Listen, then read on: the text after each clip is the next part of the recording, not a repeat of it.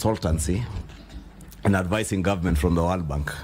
Have you directly worked with the public sector or in the public sector except the 1.5 years in Tegemeo? Not Tegemeo is a policy research institute at Egerton University.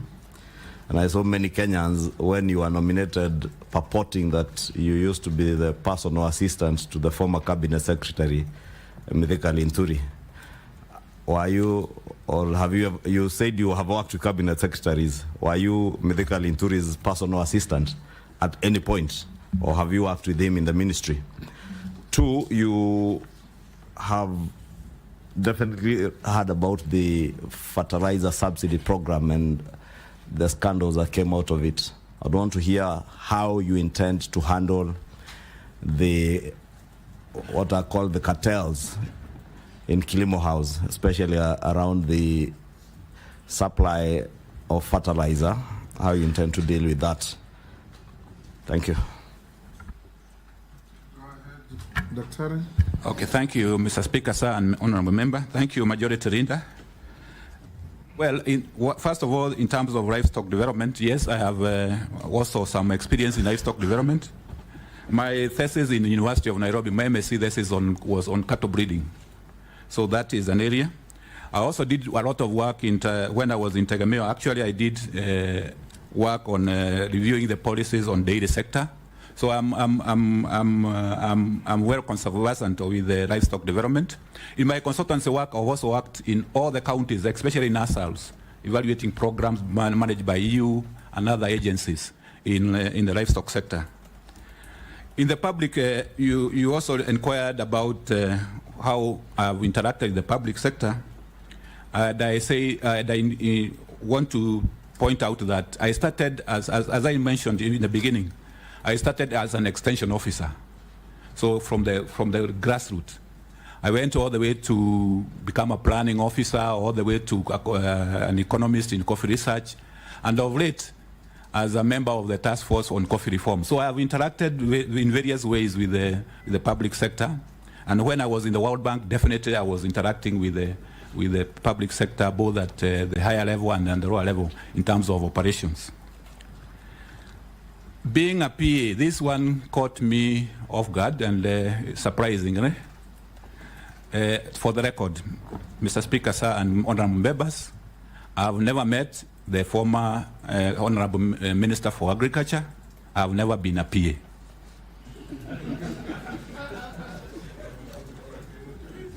Yes, Minority Leader.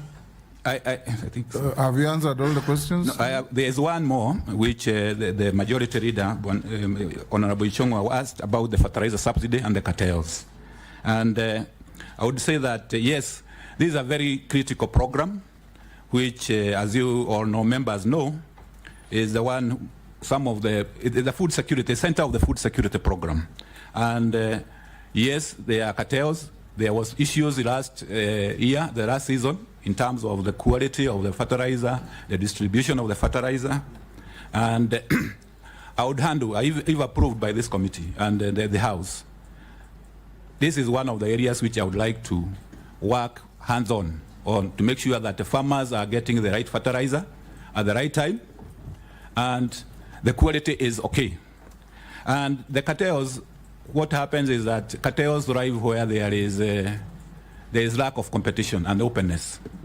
I would make sure that there is openness and the integrity is maintained in the procurement of these inputs. 2 is the issue about making sure that I have a governance structure which you guide the way fertilizers are procured, the way they are distributed, by having a multi-agency system which can check on some of these cartels and make sure that any untold thing, especially on quality, like involving KEBS at the beginning, so that we are sure that the fertilizer we are procuring is also in good quality. The other element is also to kind of remove the focus, too much focus on the central procurement.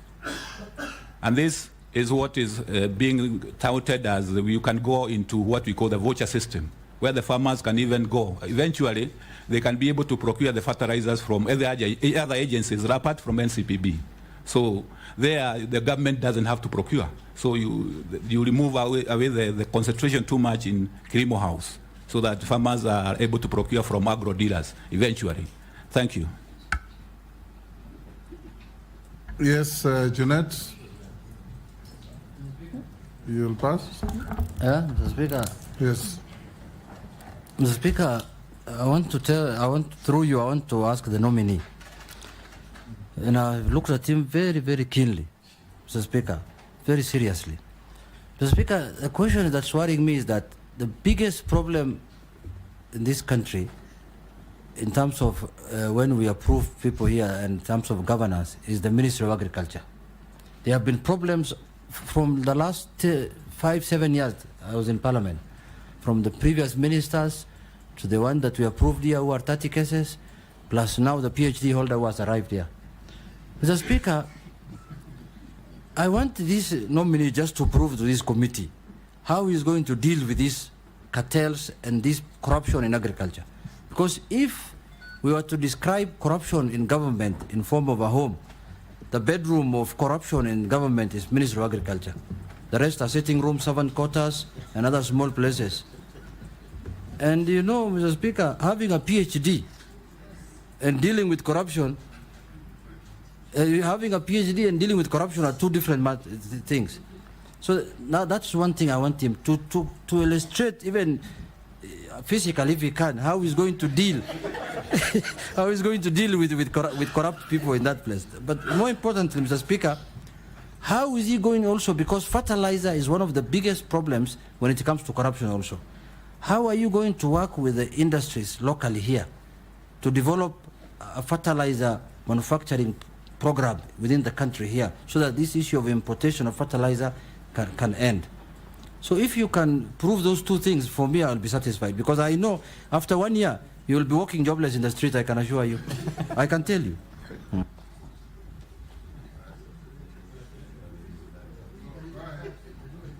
Okay, thank you, Mr. Speaker, and thank you, Honorable Jeanette, for your questions. I know dealing with cartels is a big issue, and there are many formats and very many forms. But if I am approved by this House and this committee, I'm saying I'm giving a notice on cartels. Notice that they will be out of business. In the fact that my background is that, and one of the principles which I hold very dear is integrity, not to be compromised. And the other principle I hold very dear is having the country's and the farmers' interest at first. So I will deal with them. We will do whatever it takes. Utatembea na nyundo. I will do whatever it takes, Mr. Speaker, to deal with them, putting systems in place, as I said, governance structures, making sure that I involve all the agencies of the government. I'm sure the government of Kenya is capable of and have agencies which can deal with these cartels, and I will be in the forefront for that. Nelson? On the development of the fertilizer, it's a good one, because we need to develop the local industry. What is happening today is that most of the manufacturers we have are for bleeding. They are not for manufacturing of fertilizer. And it will be good to explore further whether they can, apart from bleeding, which is important, because we need to blend for coffee, we need to blend for tea, we need to blend for various crops. We need also to go a step further and do the manufacturing of the fertilizer. So if I'm approved, this is one of the agenda I would like to pursue. Nelson Koich. Thank you, Speaker. Dr. there is a crisis in the tea sector.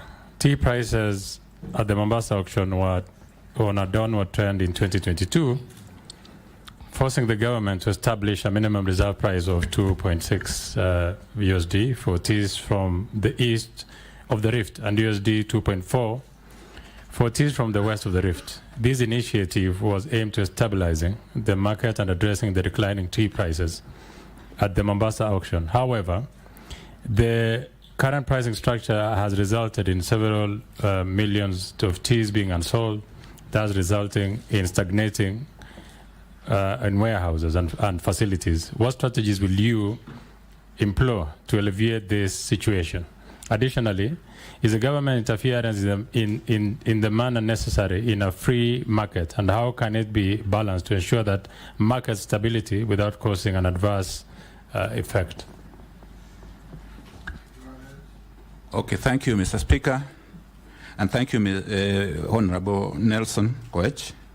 Yes, I'm seized by this issue about the minimum price, which has been set of $2.65 US and 2.4, and that unattended what I would call effects, which is the piling up of the tea in the warehouses in Mombasa. This is a serious issue because it affects the incomes of our farmers, of tea farmers, and the intention was good, but I think going forward we have to review that policy. It has to be reviewed with all the facts on the table. I would take the charge when if approved that if necessary we don't have to create this price setting.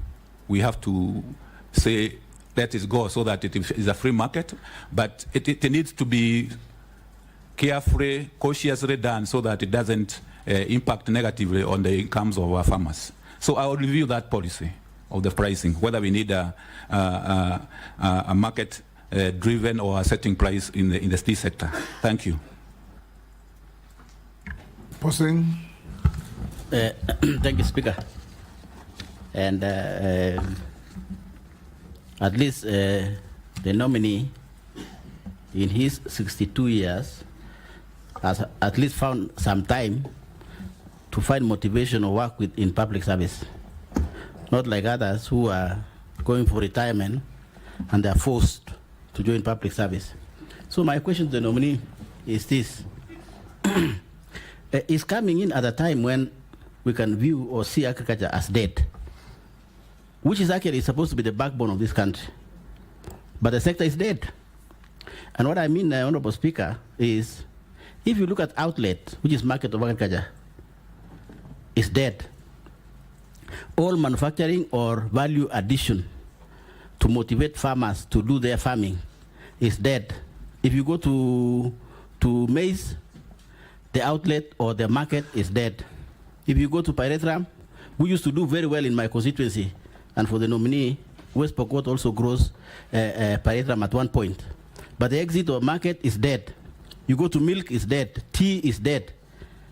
And you have been in public service. And suppose this committee and parliament approves you, I would like to know what you are going to do to improve this sector, particularly the value addition. Because if there's no value addition, then there's no motivation for farmers to do farming. What are you doing farming for? You don't get any money. And therefore, maybe you need to tell this committee, then how will you treat this market or outlet so that it can motivate now farmers and your work will be more easier. Number two, agriculture is basically devolved. Almost 100% devolved. It's almost like health. So in this sector, we are interviewing you, and yet the backbone of agriculture is at the county level, which National Assembly cannot access. So how will you work if you are approved?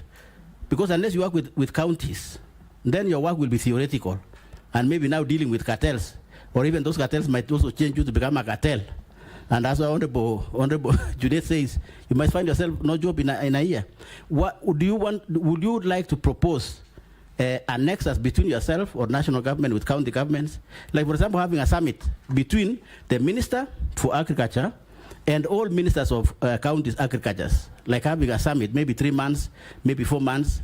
Like in health, doctors have succeeded to link national government with county governments, but there's no link within agriculture, national level and county level. What will you do in those two areas? Thank you, Speaker. Yes, Dr. Okay, thank you, Mr. Speaker, and thank you, Honorable Kosin, for that. Yes, I agree with you. There's the challenge of agriculture as it looks at the moment.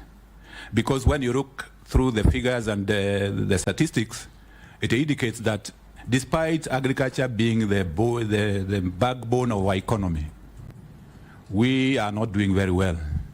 When it comes to even our exports, we are not doing well. We are importing a lot of food into this country, almost worth about $4 billion. A lot of food in terms of when it comes to wheat, rice, edible oils. So we have a tall order in terms of going forward. And food security sometimes is threatened when it comes to maize production. But the last season has proved, for instance, that with good interventions, like the subsidized fertilizer, despite the problems, we can still have food security, where we produce over 48 million bags, and farmers are able to, and the country is able to have semblance, a good food security. So I would first of all approach food security as one of the key areas in terms of making sure the farmers have, when approved, the farmers have those inputs, especially the fertilizer, as indicated before. The food security is also about making sure that those inputs are delivered on time and they are good quality. And the other issue, which is related to your second question, is apart from inputs, farmers need services. And these services are to be provided according to the Constitution. These are functions which are devolved, like extension. Extension, I would dare say that where I started those years ago, I feel pained to see what is happening. Extension, as we know it, is dead. Completely. Yes, it is dead. You go to the farmers have left to be their own devices. They don't know what to do. And agriculture is about technology. Without the appropriate technology, you can do very little in terms of productivity. So this issue about engaging the counties will be, if I'm approved, will be one of my greatest and clearest priority, in that I will use all the structures which are provided, the intergovernmental structures, to engage the counties, to see what we can do, capacity build them, to fill the gaps. I was also thinking about even what is happening with the health sector, the model where the government, the national government has the health promoters. Can we have agri promoters working in the counties from national government? So those are areas which will be, as it has been suggested by Honorable Kosin, we can have a summit where we can dwell on these issues with the agriculture committees of the House, so that we move forward. Because without extension and delivery of services, we are just doing the margins. We are not doing very, very much. We need support to our farmers. Thank you very much. You are aware that formulation of agricultural policy, even where it's devolved, is still vested in you. So you have to formulate proper policies and cascade them down to the counties. Karanja? Thank you very much, Honorable Chair. Just on a follow-up on what Kosin was saying on devolution in agriculture.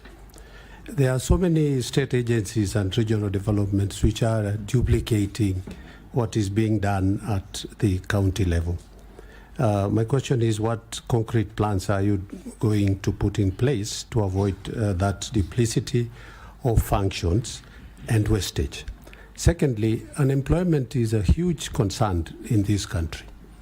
What policies are you intending to bring to the ministry to encourage the young Kenyans to venture into agricultural activity as a form of employment and engagement in terms of to reduce the unemployment aspect in the country? Thank you.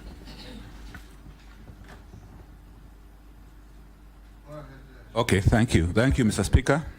And thank you, Honorable Karanja. The duplication is because one of the biggest challenges in every sector is coordination. If you don't have good coordination, the duplication will occur. For instance, I'm sure, and if I'm approved, the sector which I'm going to, the ministry, has about 36 parastatals. Very many of them doing various things. But are they coordinated? Are they tuned to the priorities of the sector? I think that is my challenge as the incoming CS, if I am approved, to make sure that they are tuned to what is the priorities of the sector. Because I think some of them are not, they are doing their mandate and they are semi-autonomous, but we need to work as a team, to work towards a certain goal. So apart from coordinating with counties, there are also inter-ministerial coordination which is required to make sure that those parastatals and agencies are working towards the laid down priorities. Employment. Agriculture is the biggest sector in our economy. I'm quite aware of that. And without agriculture absorbing some of our youth, it will be a very big task for the economy to do so. So we will be, if I'm approved in this by this committee, I will endeavor to make sure that the youth are taken care of, especially by when we are implementing all the interventions which are identified under the bottom-up transition, the better. Be it in leather, be it in dairy, be it in the crops like rice and everything, the value chains, all those value chains, we will get the nodes where the youth have to come in to create jobs for them and to make sure that they are meaningful jobs where they can be engaged right from the grassroots all the way. So the value chains approach is the way to go, and I will promote it and make it very clear that we are even monitoring how the youth are getting whether the youth are getting engaged. Thank you. Honorable Mary Massey. Thank you, Chair. Sorry, let me take Chair, Naisula first. Oh, okay. I skipped you. Oh, okay. Sorry, Thank Mary. you. Thank you, Speaker.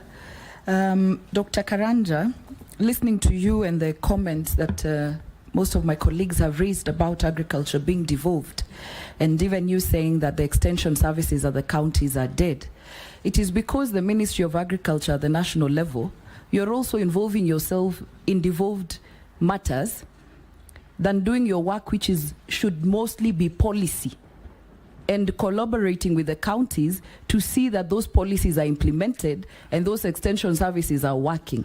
Because I do not understand why the county government are providing seeds, they are doing, they are providing all that to the farmers, but fertilizer, you keep it at Kilimo.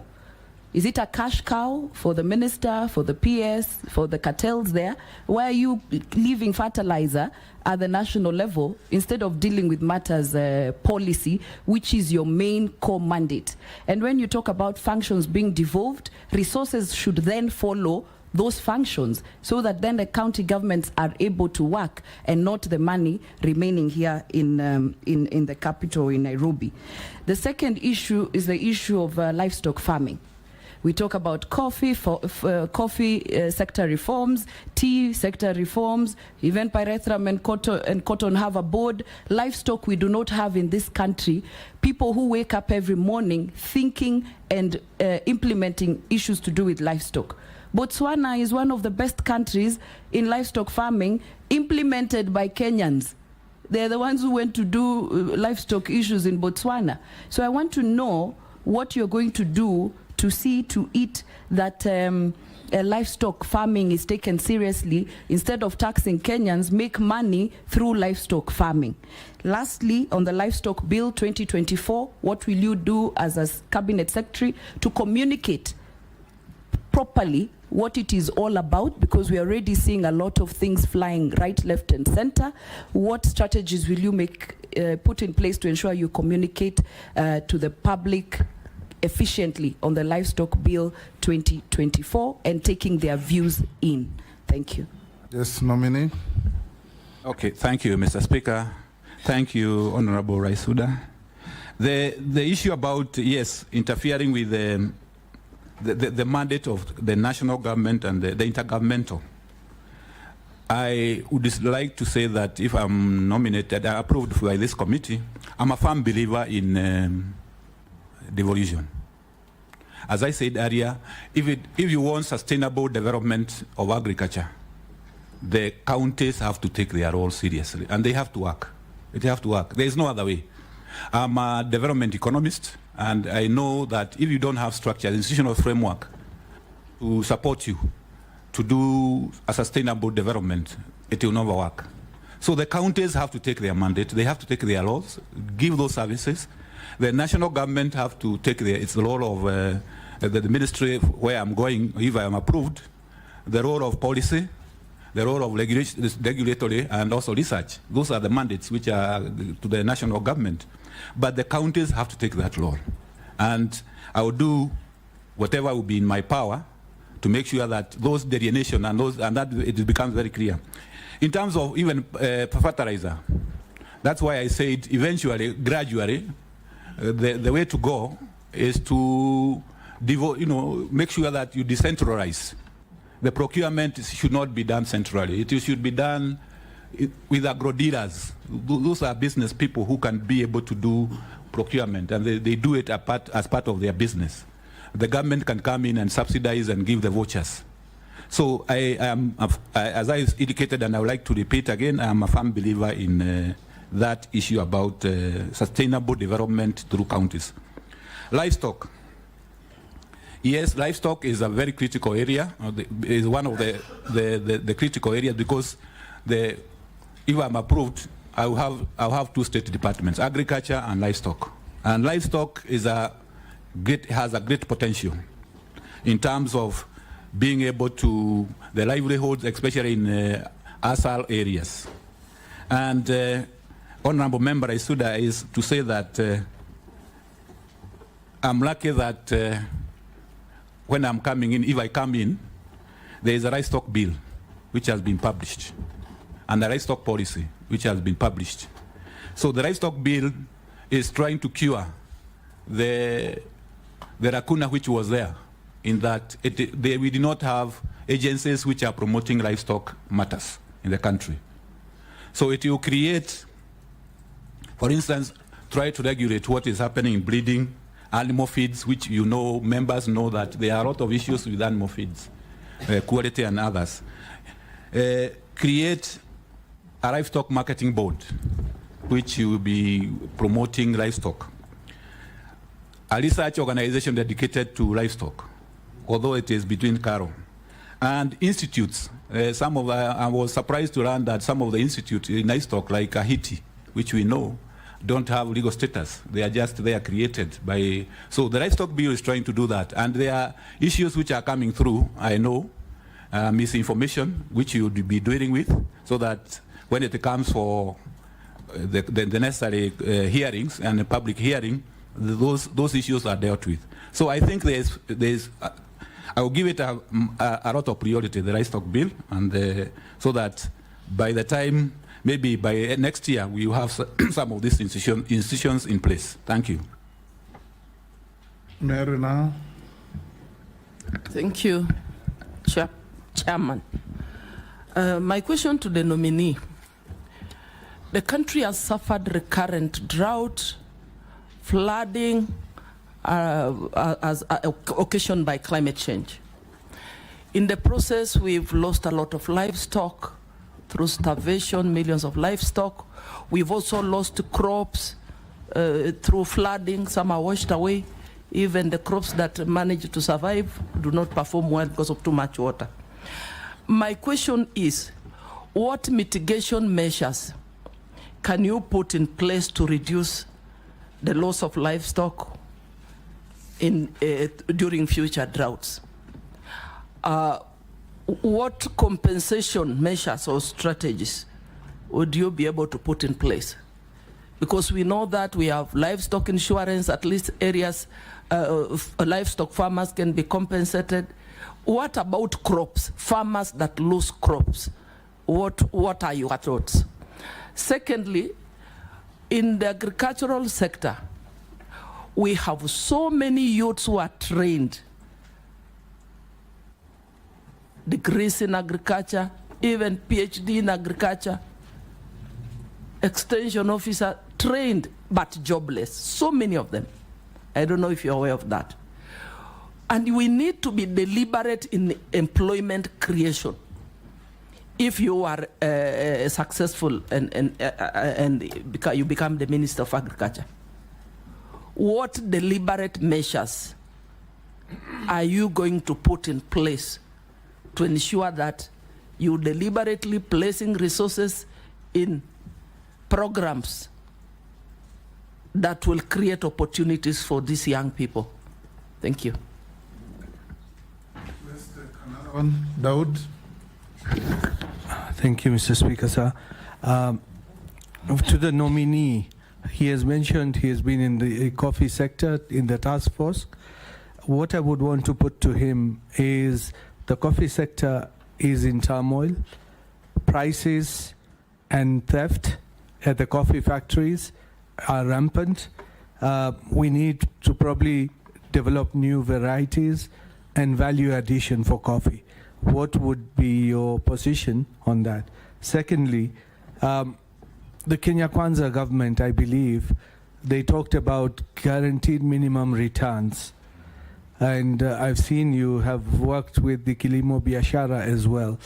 What would be your take on guaranteed minimum returns for all our products? Lastly, there is a bill I'm co-sponsoring, the livestock theft bill, which is in Parliament. Apparently, the Ministry of Agriculture and Livestock has got what is coming up, but instead of them bringing it to Parliament, they say that has to stop before we bring ours. So if you do get confirmed, would you be willing even to be assisted by members of Parliament bringing bills and not stopping bills because the ministry is going to bring? When it is going to bring, we do not know. So those are the few things I would want you to answer. Go ahead, Dr. Karanja. Okay, thank you, Mr. Speaker. Honorable Mary, the issue about livestock and climate change. Climate change is a definite threat to agriculture and many other sectors, including energy and others. And it has to be dealt with. Measures have to be taken. And in particular, when you go to livestock, especially where it is practiced in the arid and semi-arid areas, that is where climate change is becoming a big issue due to the persistent droughts. And we have to invest in mitigation and adaptation measures in those areas.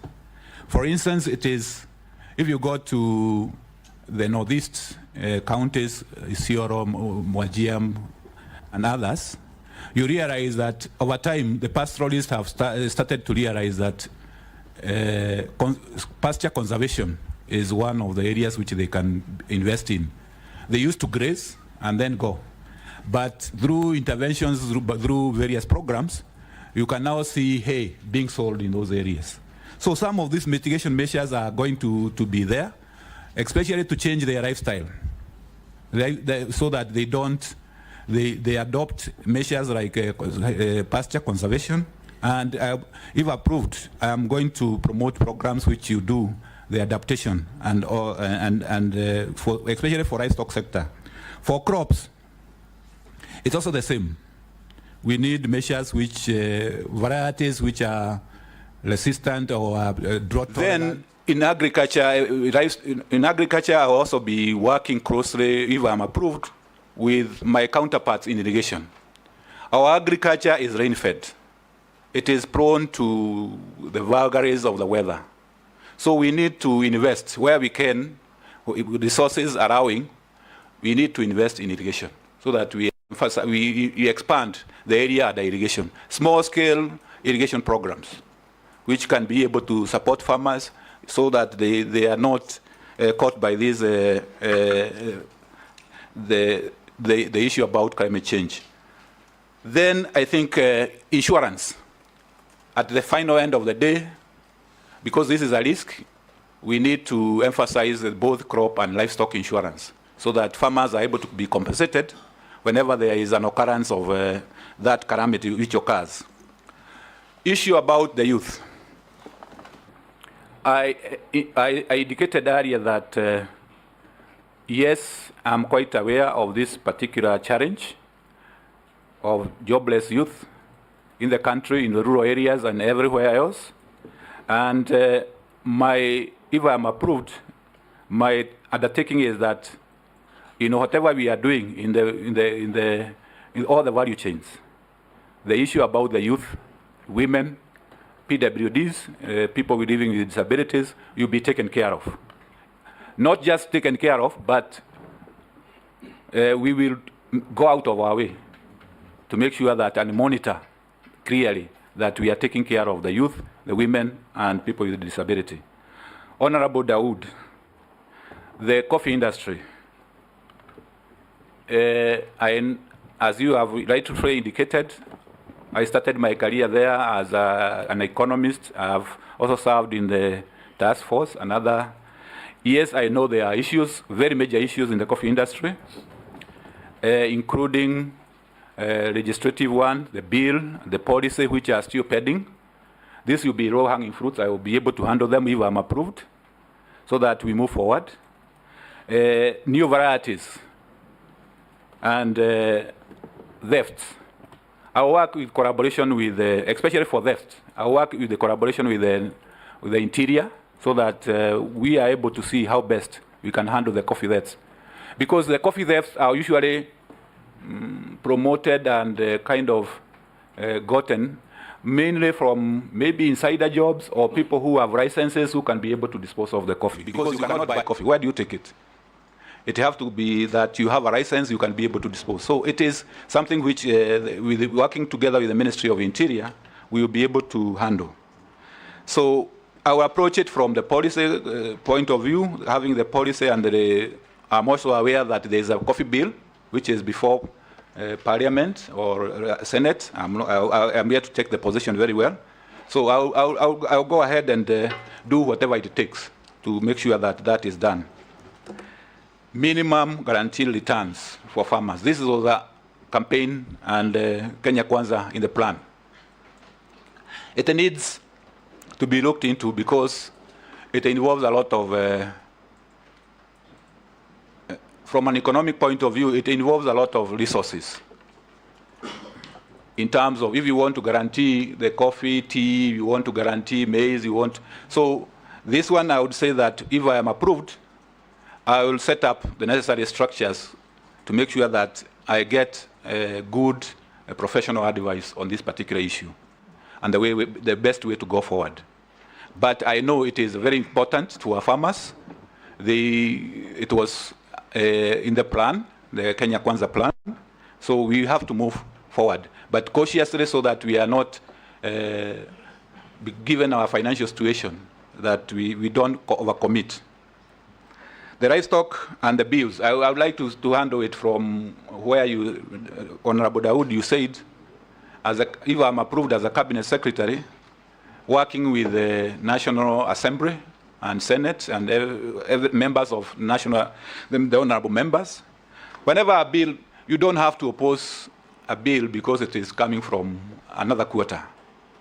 If it is something which is good, it is bringing something of value on the table, the best approach will be you look and you consult and you do the consultation so that you agree on a common position. You improve on what you have. If it is a bill brought by a private member's motion, you see what is bringing on the table. If the ministry has something else to add, you add. So it is a collaborative effort. I would approach it that way. Ferdinand. Thank you very much.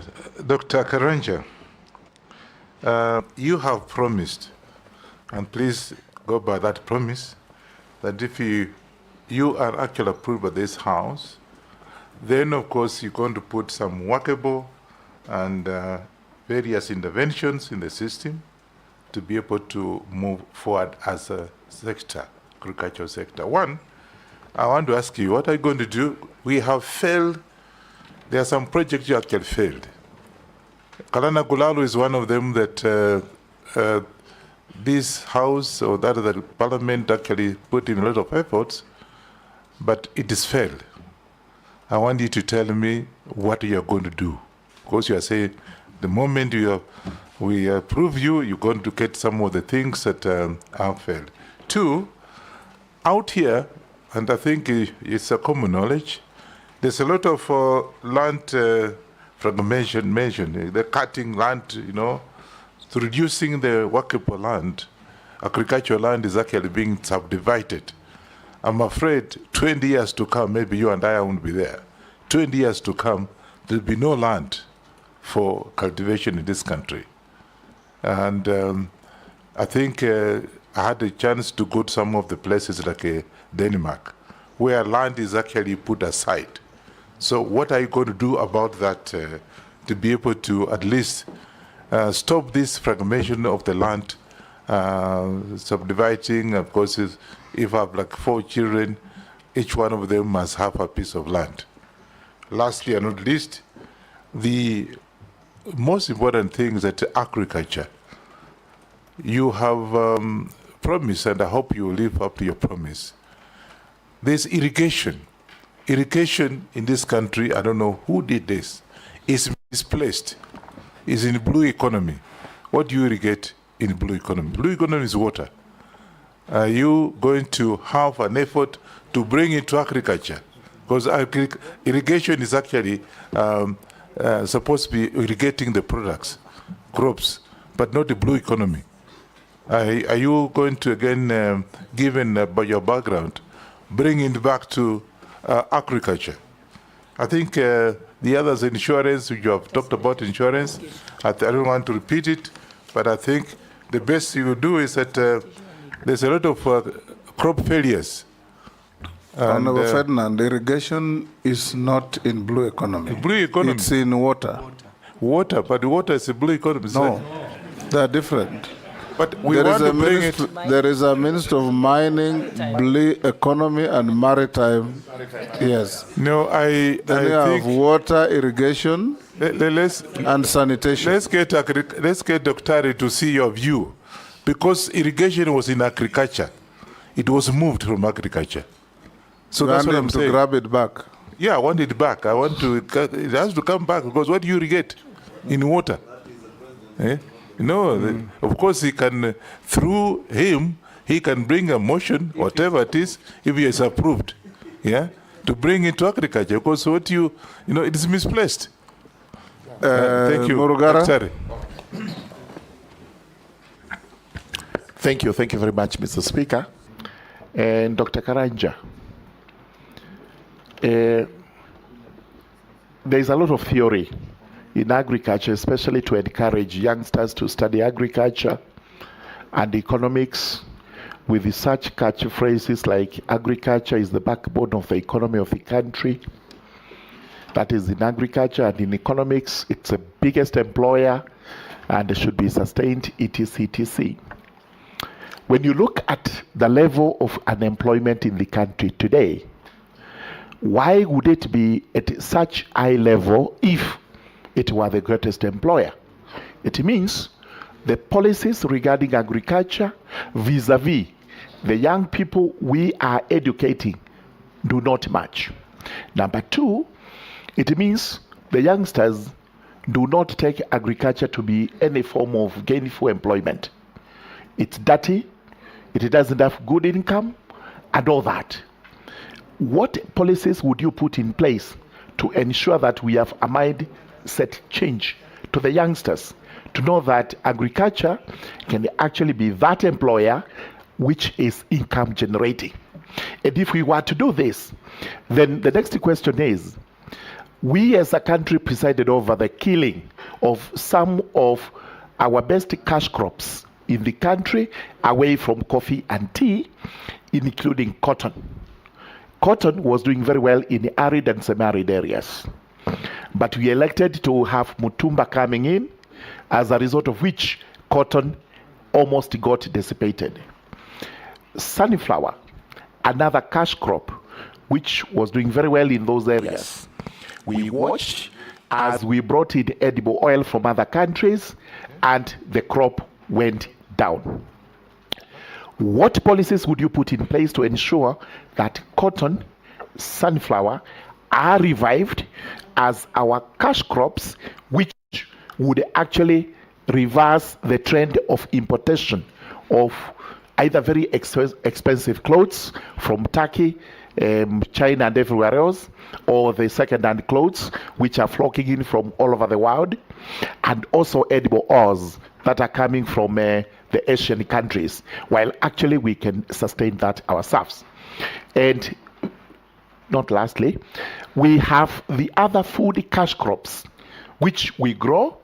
The crops are food, but basically if you check their mode of production, they are cash crops. And I'll give you examples.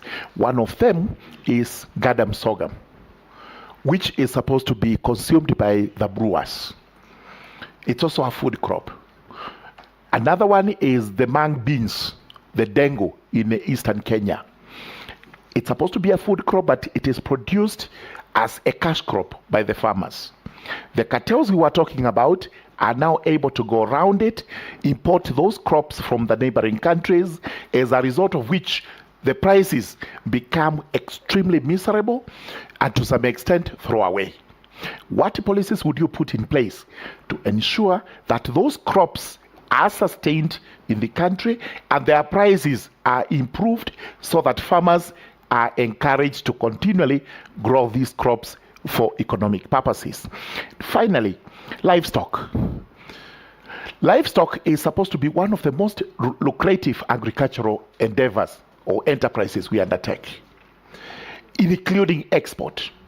But it surprises us that even the quotas we are given, leave alone Europe, which refuses to accept our beef on the basis that, as the Deputy Speaker put it, we use drugs to treat these animals, which drugs are banned in their countries. So when they do their tests, they say this meat does not qualify for our consumption. But the Asian countries are more than willing to accept our beef products. How come, as a country, we are not able to meet our quotas when actually we are capable of even overdoing it because of the areas that are arid and semi-arid? What policies would you put in place to ensure that livestock is also sustained along those lines? Yes, Dr. Karanja, that's quite a mouthful. Thank you, Mr. Can you Speaker. respond to all those very important issues from Yes. Ferdinand to Morgara? Yes, thank you, Mr. Speaker. From Ferdinand, thank you, Ferdinand, for your Honorable Ferdinand, for your question on the field projects. The Garana Kuraru, I know this has been in the works, has been there for some time. Coming from where I come from, as I indicated, is that if I am approved, I have worked in programs and projects.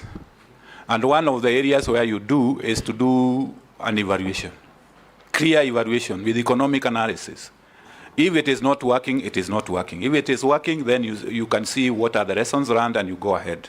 So if I am approved, one of the areas which I would do without throwing away the baby with the bathwater is to do a carded evaluation of that program, of that project. If it is not working, then we get advisory, we move away, and we see how the best to get out or to continue. So and that is just an example of Guraru Kuraru. We will do for others, which we feel that they are not delivering, they are not getting value for money. Subdivision of land. I know this is beyond agriculture alone, because yes, agriculture is the biggest user of land in the country. And if I am approved, what I will do is I will engage the sector of land, because we are supposed to have a land use policy, clear land use policy, which delineates areas where you can do agriculture, areas where you can do housing, areas where you can do other things, so that we are able to delineate those areas. So this is a collaborative effort with the sector of land, because I'm sure, and honorable members are aware, we are losing a sizable number, a sizable proportion of agricultural land to real estate in Kiambu and other areas.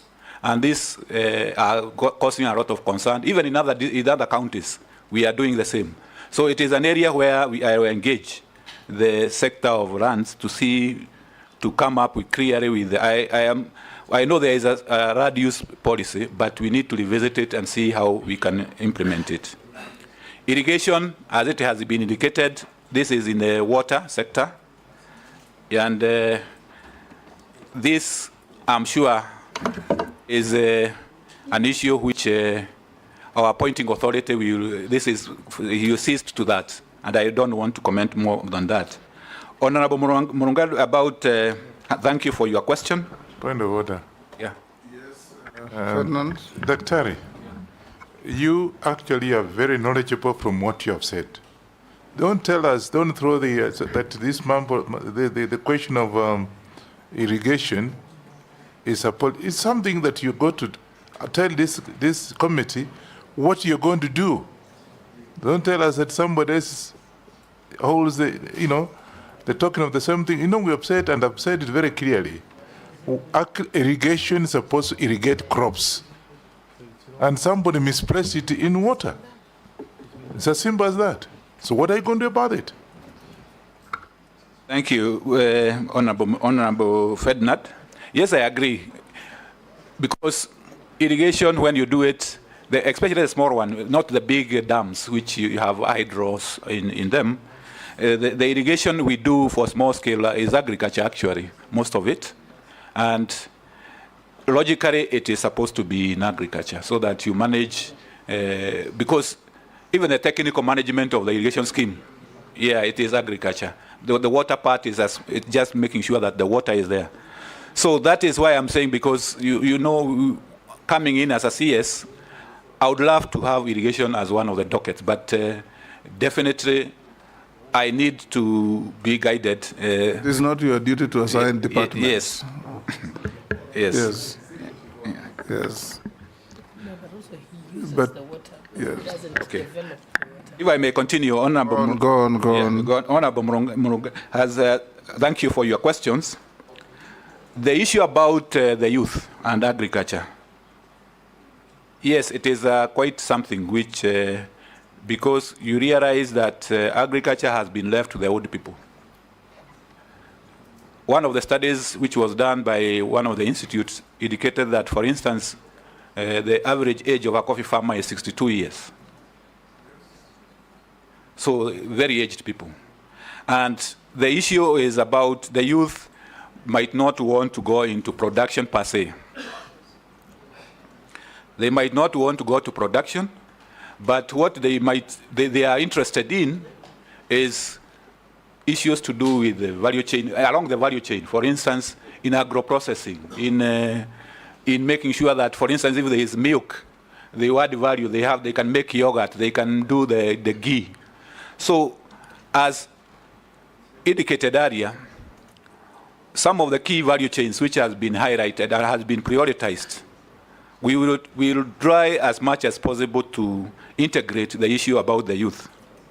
There is also a program, I'm informed, if I come in, and I'll try to scale it up, trying to inculcate, to teach youth about agriculture, right from the secondary schools and primary schools, so that they have the right mindset when they are coming up. Policies, edible oils and imports. As I indicated earlier, we are having a big issue about food imports. We are becoming a country of food imports. Edible oils.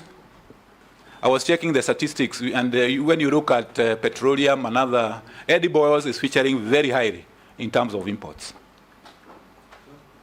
So we need, and it's one of the priorities in the BETA, which has been prioritized, especially sunflower.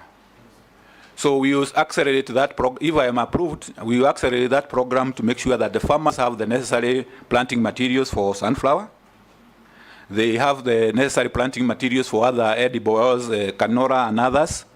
And the challenge of also making sure that not only they have the planting materials, but also they have the technology to get the oil out of the sunflower. Because it's one thing to plant the sunflower, it's another thing to get the oil out of the sunflower.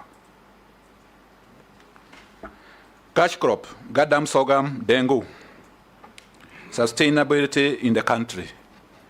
Yes, these are particularly good cash crops. Some of them are like dengu, gadam sorghum. They are a bit drought tolerant, and they are grown in areas where, like Lower Eastern, other form of Lower Eastern, Upper Eastern, and other Kitui and other Machakos and others. They are good, and they are actually very helpful crop, because in this era of climate change, they are the ones which are going to be the ones which are going to help the farmers to adapt to some of this. And if necessary, if I'm approved, if there is any exports or any cartels which are trying to curtail this, we will do the necessary legal, maybe the rules and the registration, the raw rules, to make sure that if there is anything to be curtailed, to control that market, so that they remain in the country, they are available for the country. Like I know gadam sorghum is used for brewing, so they should be able to get access to that and dengu, so that it's not exported. So I'll rely on, as the CS, the mandate I'm given, if I'm approved, by the various registrations like the crop lags, to make sure that this happens. Yes, livestock is a major one. And we are surprising, honorable members, is that despite the potential, I am believed that we are not able to even meet the demand for non-stringent market in Middle East and other areas, even for sheep and goats. For cattle, they are saying our cattle are, sometimes the numbers are too small, the weight of the animals are too small. I'm given an example where a market was found in Indonesia. They wanted a various number of cattle, but when the technical team went to the field, they could hardly get 10% or 20% of that. Reason? They wanted a cattle of a certain weight, which we did not have. Our weight was maybe half what was required in the market. The same with sheep and goats. And I'm told that is a very lucrative market, especially for Middle East. So one of the areas we are, if I'm approved, is to look at our breeds.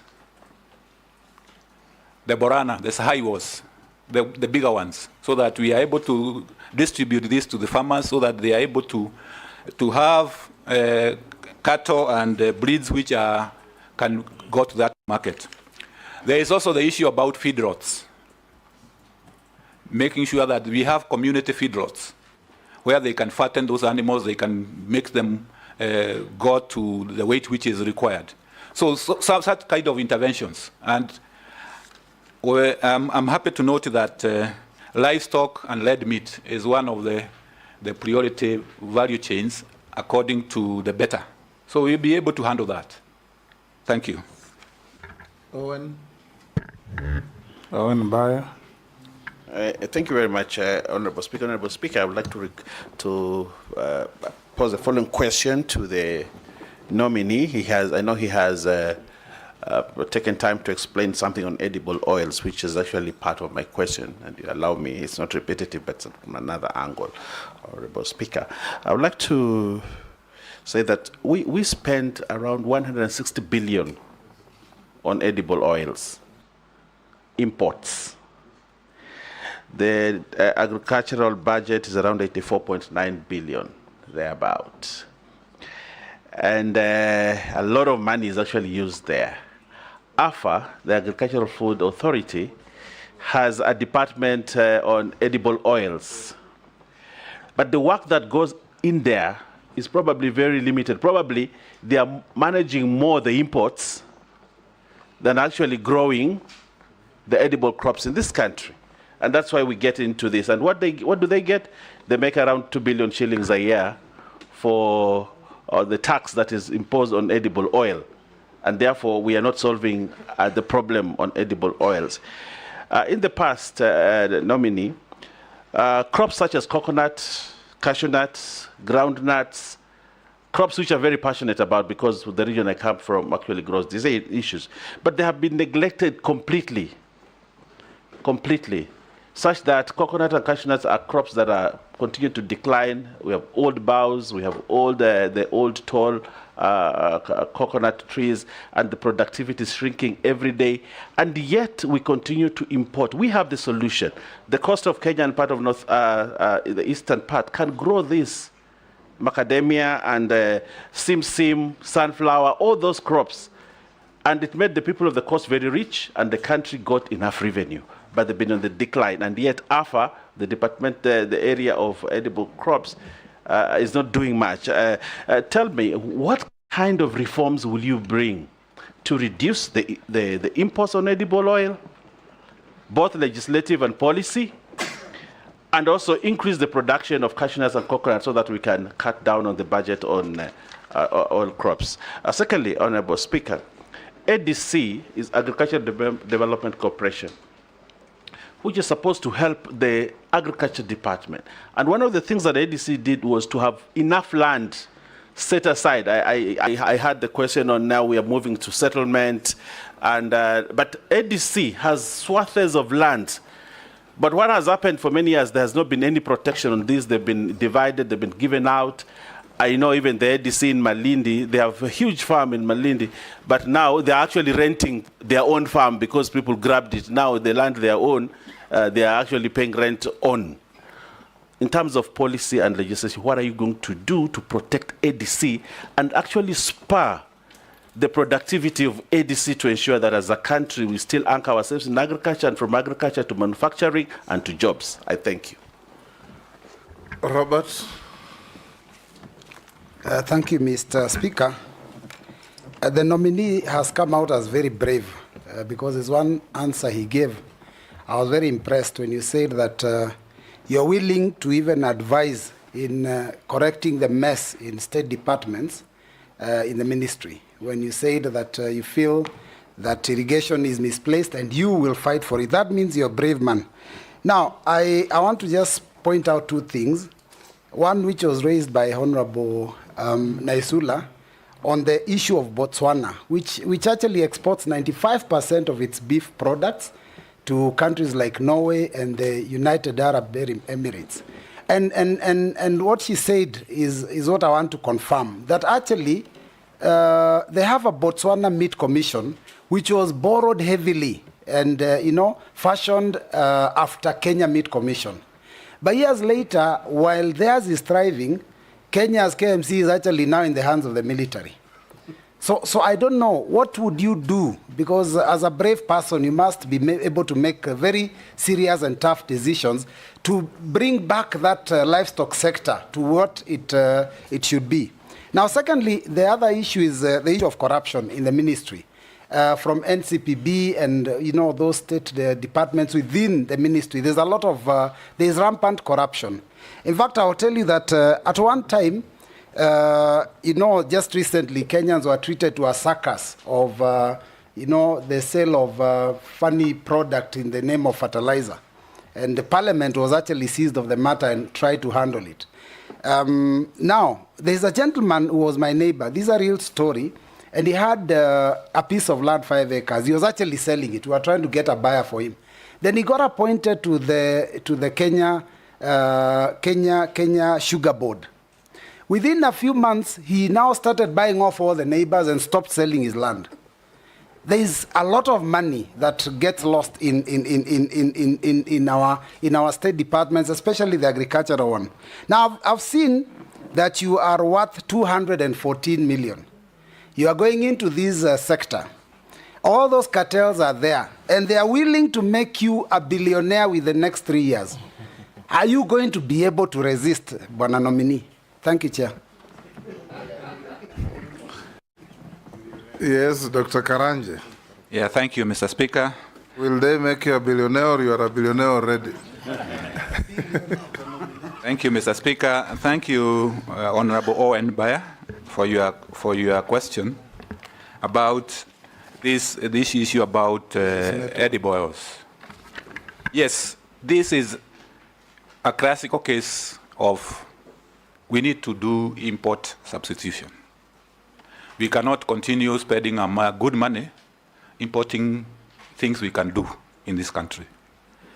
As I indicated earlier, the edible oils is one of the key priorities in BETA. And if approved, I have no other alternative but to work day and night to make sure that we reduce the import bill, especially on edible oils, be it on sunflower, coconut, and cashew nuts. I know especially in the coastal zone, these are very good crops, which has been there, naturally growing there. What may be needed is to review the value chains. Their value chains, make sure that farmers are getting the necessary technologies and inputs, and also the machinery and technology to get the oil and others. Because edible oils also has another offshoot.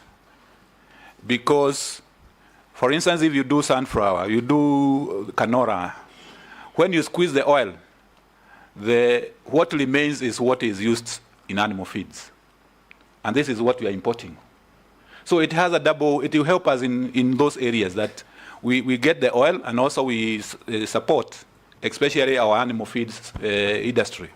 So it is quite a good industry where we need to work on. And if approved, I work day and night, I can assure you, to make sure that we reduce this import bill. It has been there. I know even in Western Kenya there is also the issue about palm oil, which is coming up, where we can get the varieties to plant there. So it's something which is an open potential. Mr. Chairman. Yes, maybe just a quick supplementary, because I hear what the nominee is saying, especially in terms of edible oils and the value chain around the production and growth and production of edible oils. And I'm just wondering, because the nominee lives in this country, and he knows what has happened to the finance bill of this year. Part of the proposals that were in the finance bill sought to do exactly what you are saying, to protect the local industry in terms of local farmers who are growing sunflower, canola, and the other inputs for edible oils. And we sought to increase excise and import duty on imported edible oils so that we protect these local farmers and grow our own local industry for the production of edible oils, to do exactly what you are saying. Now, my question is, considering that Kenyans have told us they do not want us to increase import duty or excise duty on imported products, what other measures would you take or what non-tariff interventions would you have to ensure that we protect these local farmers, grow our own local industries, and at the same time do what Kenyans are asking us not to increase access on the imported products? Or when you speak about import substitution, my understanding of import substitution, and I'm certain being a development economist, you know import substitution will mean that we produce locally. Are there innovative ways that you would work on, or would you now try to convince Kenyans that import substitution will entail levying some taxes on imported finished products to protect our local industries and create jobs for our young people in this country? As you said, our young people are interested in jobs around the value addition in agriculture, not necessarily in production of agricultural products. But there are also many young Kenyans who are in agricultural production, and a few who have interest in value addition. But what would you tell Kenyans in terms of import substitution and tax on imports? Thank you for the intervention, Majority Leader. I think this is sometimes, Mr. Speaker, sir, is that there comes a time a nation has to choose what you have to do. I agree, there's a sentiment that we don't have to tax more, but when you are putting barriers in order for you to create an enabling environment for our farmers to be able to do this, and also create jobs. Because if we edible oils, as I have said, you get apart from production, you get to have technology to mill these edible oils, get the oil, purify the oil. That creates a lot of jobs. It creates a lot of jobs in livestock sector and other areas. So I would go both ways. Try to, if I'm approved, try to get interventions which you help the farmers do whatever they are supposed to do. For instance, subsidizing some of the inputs so that they are able to grow more and develop the necessary technologies and adopt the necessary technologies. But I would also like to convince Kenyans that this is something which we need to do. Get those taxes, create some barriers so that our industry, especially for oil, these imports, substitution, we get it right. Because we should not be, every import is a job exported. So we need also to have, we cannot have our cake and eat it at the same time. Speaker, before the nominee moves to my next question on ADC, yes. Don't you think that the problem why everybody wants to import edible oil is because there are cartels that make a lot of money? That, you know, if you create an enabling environment to generate edible oil locally, you're actually killing other people's businesses. Companies, you know, we used to have a lot, the Shah companies that used to do a lot of manufacturing of edible oil in the country. We have a company in Mombasa. You know, they're closing down because there are cartels in this country that are hell-bent to ensure that they continue to import edible oil because it's big money. Okay, so how are you going to, I know you've come out very strong. I would like your commitment on how you're also going to fight cartels in the edible oil sector. Yes, Junet, what's your point of order? Mr. Speaker, we need to contextualize this issue of palm oil properly. I wanted to ask the nominee that as we speak now, close to 90% of Kenyans use products of palm oil, imported palm oil, as cooking oil. 90% as we speak now. Now, we can only get rid of it when we develop the other products, the sunflower and what is the other thing? Canola and other things. But now, until that is grown and developed, you can't stop, because if you levy taxes on the palm oil now because of, you're saying, quote-unquote cartels, then cooking oil will become very expensive because the sunflower and the canola are not ready now to take over. So you can only develop that other side. When it is ready is when now you switch from the palm oil to that. But if you say they are cartels, those are stories in the street. Order. Answer the questions. This is not a debate between members. Yes. Yes, thank you, Mr. Speaker. Thank you, honorable members, Junet and Owen, for your interventions. I think there is a question pending on ADC. Yes. And dismantling cartels. Yes. Yes. Okay. Thank you, Mr. Speaker. I think this shows you the robustness of this debate, that we need to deal with the two sides. I agree 100% with what Honorable Junet is saying, that we need, in terms of timing, we need to, when we are phasing out the imports, we are coming in with strongly on the locally.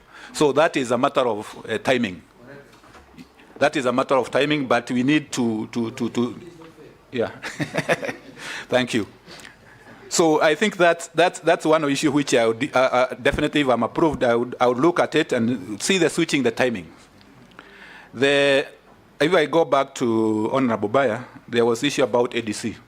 ADC used to be a very prime parastatal government agency, where we used to get even the planting materials. We used to get, for instance, even livestock, Mutara Ranch, the rest. But it has gone down. I don't know, I will have to, when I get, if I get approval, I have to make sure that I visit them, I know what is ailing them. And the issue is, what role should they play in this dispensation which we are in? For instance, we know that we need a lot of planting materials, we need a lot of, like we are talking about livestock breeds, the Sahiwas, the Borans. can they play, what role can they play in that, aligning themselves to that priority in the sector? So that is, when I come in, or if I'm approved, is some of the areas which I would like to pursue quickly, because I am sure they have the capacity. They need only to go through what they need to do. Honorable Bayer, thank you for your question. And one of them is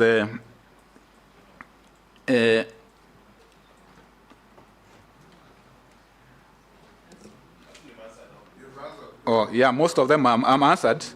Yes. The whether I can resist, whether they will be able to make me a billionaire. I come, Mr. Speaker and honorable members, I come from a point of one of my clear areas which I am saying is non-negotiable is that is issues to do with accountability and being able to stand for what is public good. And I think that, to me, will be uncompromised. I'll pray to God that I will not vacate that principle. Yeah, because I need divine intervention. I know it's not easy. You should start with your will to resist before God helps you. Yes. I'm wondering, because he's saying he's going to pray. Are you going to pray so that you are not a billionaire? Because the question was, are you going to resist those cartels? You will pray to God to give him courage to resist. Yeah, Mr. Yes, Speaker. Mule. Yeah. Yes. Thank you very much, Mr. Speaker. Dr. Karanja, I have no doubt in my mind you know exactly what entails in the entire agriculture and livestock sector. And as members of parliament, we are here to hear you and your suitability. And I know we are live to the entire public, and quite a number of Kenyans are watching. And I want to get a feedback after this from the mama mboga, the tea farmer, the coffee farmer, the sugar farmer, whereby you tell them on their face on the actual policies you are going to do. And I'll give you two scenarios. The first scenario is that we have a crisis at the tea sector, whereby 32 billion shillings worth of tea is unsold at the Mombasa auction, whereby it will enter and hamper the payouts to the farmers at the tea sector. As we speak, the mama mboga at the market right now, who expect to get tomatoes from the local farmers and come and resell to make little money, the entire market as we speak today, Korokosho, Kibera, Kamukunji, any market, it's flooded with tomatoes. It's flooded with skumawiki. It's flooded with onions. It's flooded with cabbage from within the country and our neighbors. How will you handle the imports from our local neighbors to safeguard our local farmers who have gone a serious challenge to produce, and a mama mboga who is waiting for the same produce at Korogosho market, yet a truck has come from a neighboring country, I don't want to name any, and has already delivered the same produce, reducing the price of tomatoes from 3,000, as we speak this morning. This is a reality. 3,500 per crate to 700 shillings. The farmer is losing because he can't get his input on the produce, and the mama mboga cannot get an extra coin as expected. The coffee industry, the farmers at this right time, most of them are picking up coffee, taking them to the factories. They are not very sure. They have spent substantial amount of money to produce that coffee. They are not very sure of the market of their coffee if they are selling it. As a cabinet secretary for nominee for agriculture, if, and I use the word if carefully, approved, what will you tell that Kenyan? Don't tell us. We have seen your CV. Mama Boga has not seen your CV. We know your expertise from the document. Tell the real Kenyans down at the grassroots, what will you do as a minister for agriculture to protect them and add chain value for their produce and give them a hope? Thank you. Russell, just filter the, that was a long speech with one question. So, yes. Thank you very much, Honorable Speaker. Dr. Karanja, if you will be approved, you will run the largest ministry in government. That contributes almost 25–26% to the Kenyan GDP. That is how important that ministry is. Agriculture has a lot of distortion around the world. In America, they say 20% of the population feeds the other 80%. While in Kenya, they say that 20% is the land that is actually productive, while 80% is not useless, but a land that is there. Looking at your CV, you have either been a lead consultant or a lead economist in the programs called DRIVE, KSAP, Ending Drought Emergencies and Resilient Program, Carlo Ilri, Global Environmental Facility, among many others, all dealing in two areas: livestock and the ASAL. These programs are supported by either World Bank or the European Union. But on the reverse, when you look at, have those regions really benefited? Tell us one program that is successful to say that, yes, it has succeeded. Honorable colleagues have talked about irrigation. Year in, year out, for now, two governments, we are talking about Galana Kulalu. And yet, Mwea irrigation, Moroni, all those were done almost before independence or just around independence. My question to you, one, is Kenya really throwing away good money by engaging with World Bank and European Union, where when they give us 10 shillings, we are told you only give 3 shillings, because that is a matching fund, that we're actually throwing away good money, yet it can do other things. Secondly, the issue of livestock. For those of us who come from the pastoralist communities, it is our main economy. But the problem in agriculture, even you, as you tried to explain, you kept on talking about dairy. But the cattle that we keep, or the camels, they're actually not dairy, it's beef. And for beef production, if you don't talk about breeding, traceability, disease control, then there is no market. Those from outside will never buy from you. That is why they will tell you that if a heifer is not 350 kilograms, then they cannot buy. So for that reason, my second question is, if you are confirmed, just tell us what is it that you can do in livestock? Because livestock, in 25% of agriculture, livestock actually contributes almost 9%. And that is not a mean figure. Finally, when you were nominated, there were people who said, That one is ours. We live in Kenya where there are 42 different communities, many nationalities, but one nation. Are you going to serve all Kenyans, irrespective of where they come from? Thank you, Honorable Speaker. Yes, Daktari.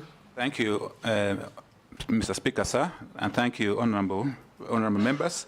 Honorable Mure, the issue about the crisis in the sector.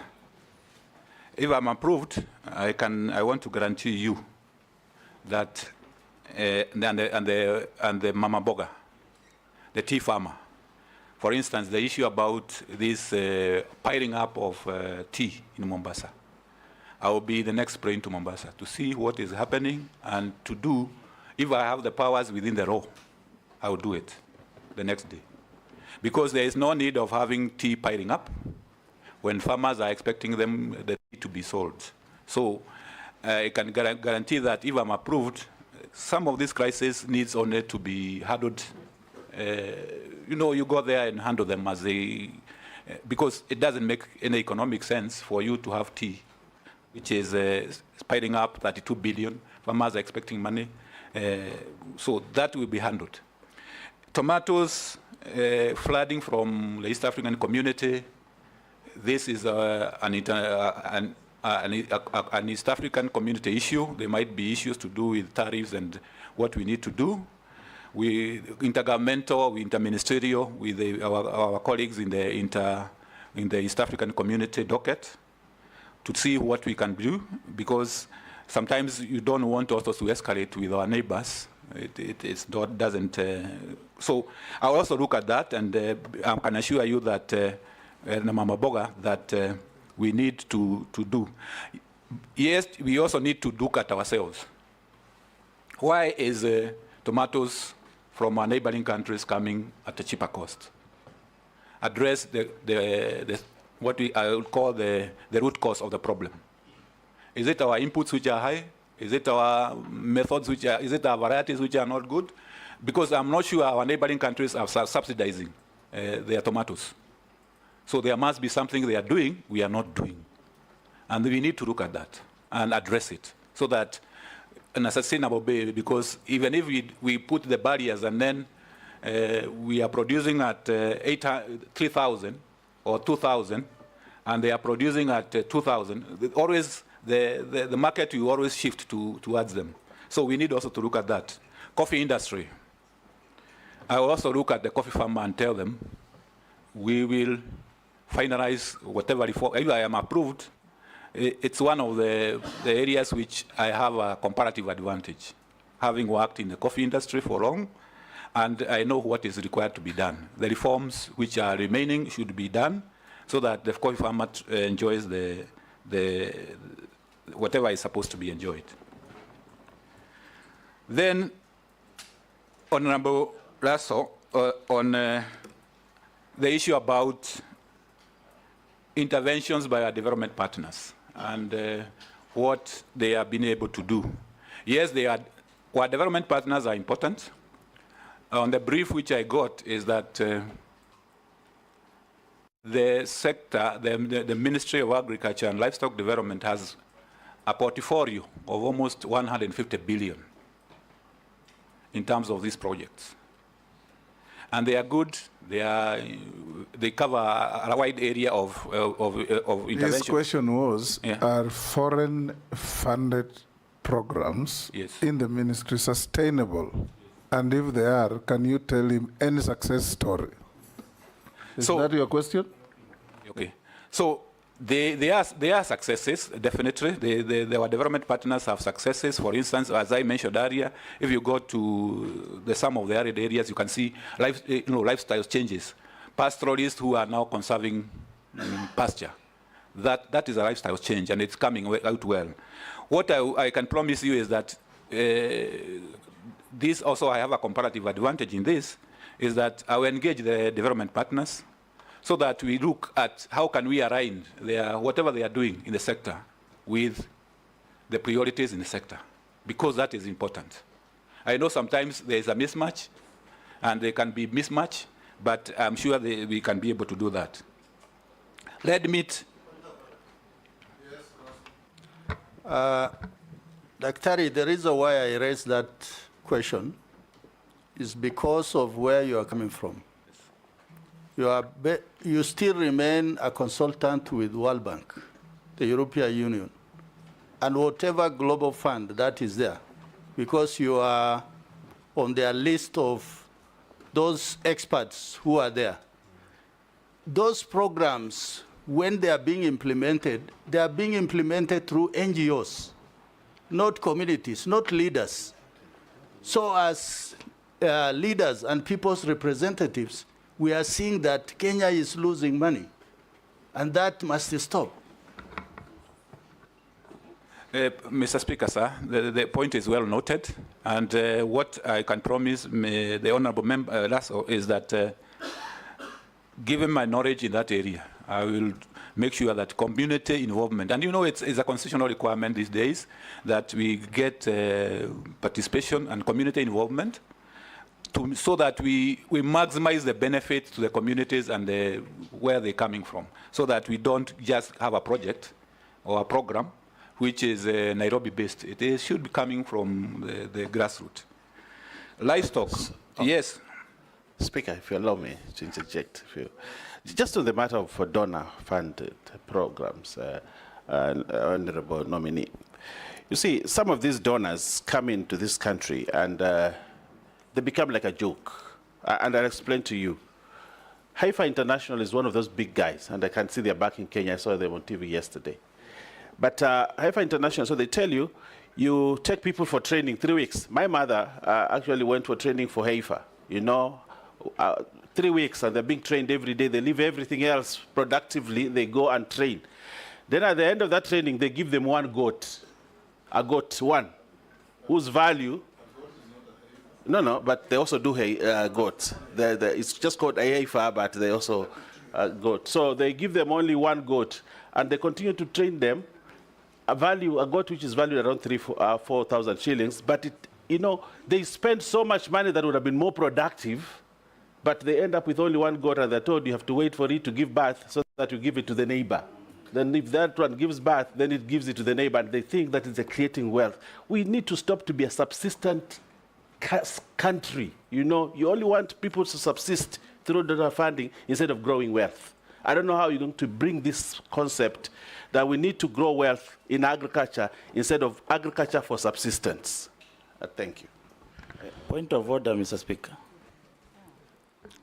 Honorable Speaker, I'm seeking your direction because a number of us have not gotten a chance to interrogate the nominee, but I can see a lot of interjection from the previous question. We are almost getting to you. Yes, but I just wanted the bad manners to stop because we also... Yes. Yeah, let it come. Order, Chair. Wait, I'm on the point of order, sir. I'm on a point of order.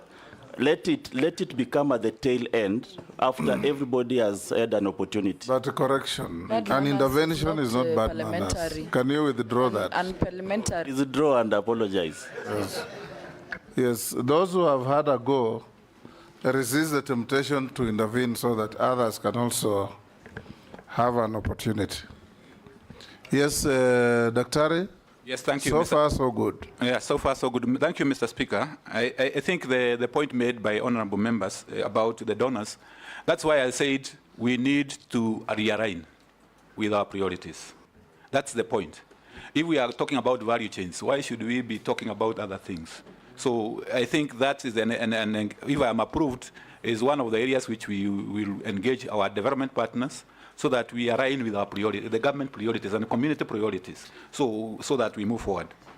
Livestock, beef. Honorable Raso talked about livestock and lead meat. Yes, these are very important. If I have created the impression that it is not, that I have not taken care of it, it is not intentional. Because red meat is actually one of the priority areas. And we have to deal with the issues which are making us not maximize, as I was saying, for instance, the weight, the breeds, disease control, so that this sector can be able to grow and be able to even actually export the animals and the meat. Serve all Kenyans. I want to say, Mr. Speaker, sir, and honorable members, I'm a Kenyan and I will serve all Kenyans. I don't have to be beholden by any maybe where I come from. I will serve all Kenyans. Agriculture is widespread. It comes from the coast to the shores of Lake Victoria, western, eastern.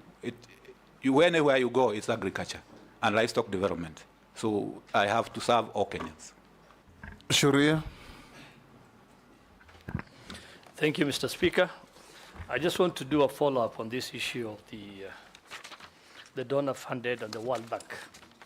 But mine is coming from a different angle, and most of these projects that are done through the World Bank, they normally tend to collapse at the end of the program and often add the debt burden to our country.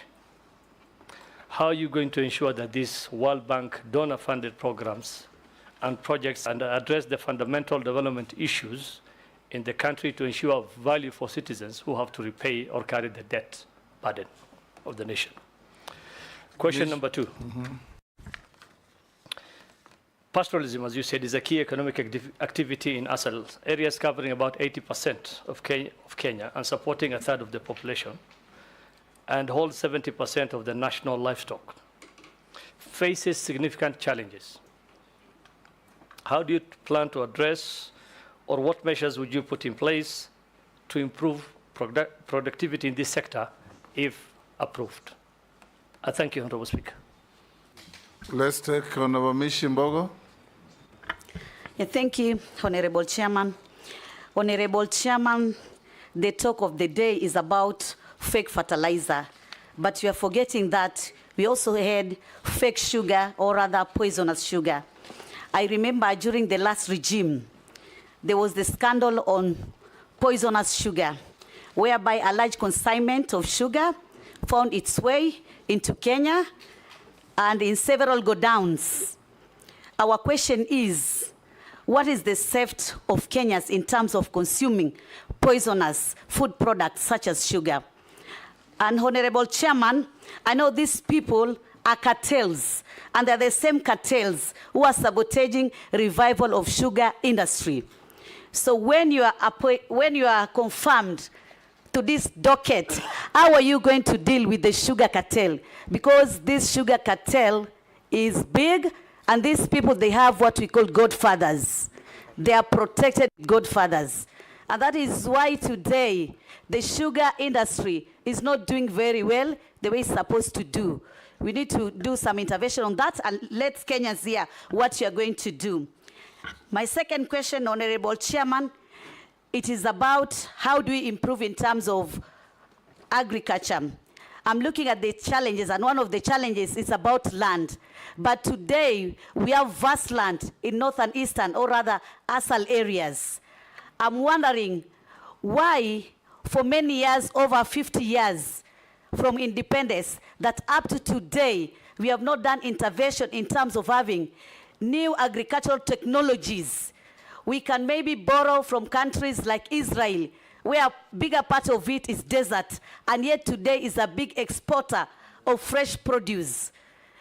What intervention or what measures do you have in place to ensure, as a way forward, we are going to utilize the vast land in northeastern, or rather ASAL areas, so that we are food sufficient in this country?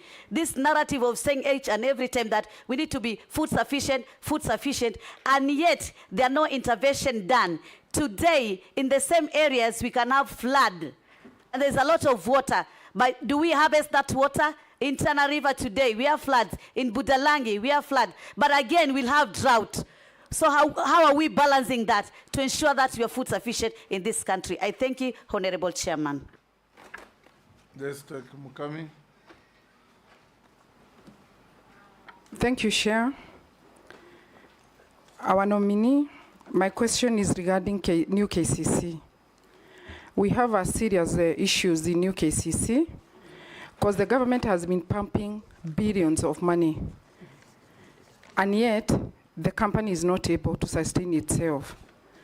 If you compare New KCC with Wakulima Dairy in Nyeri or Githunguri Dairy, they are able to pay their farmers within a month. But New KCC, the farmers normally get their payment after 120 days. Like this financial year, the New KCC has made a loss of 1.4 billion. So I want to know, if you happen to get this chance, what are you going to do to make sure that the government is getting value of money? Thank you. Yes, Dr. can you answer those? Yes, thank you, Mr. Speaker, sir. Thank you, Honorable Surrey. Donor funding.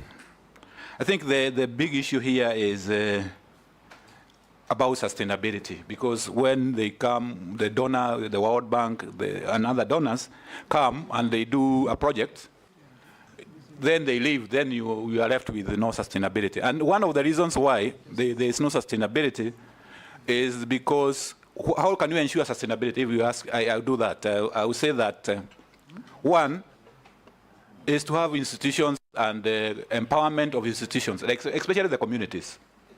For instance, you do a water project, an irrigation project. If you don't empower the community to take care of that irrigation project, it will collapse. It will collapse. So we need to inculcate the issue about community participation so that communities are able to participate.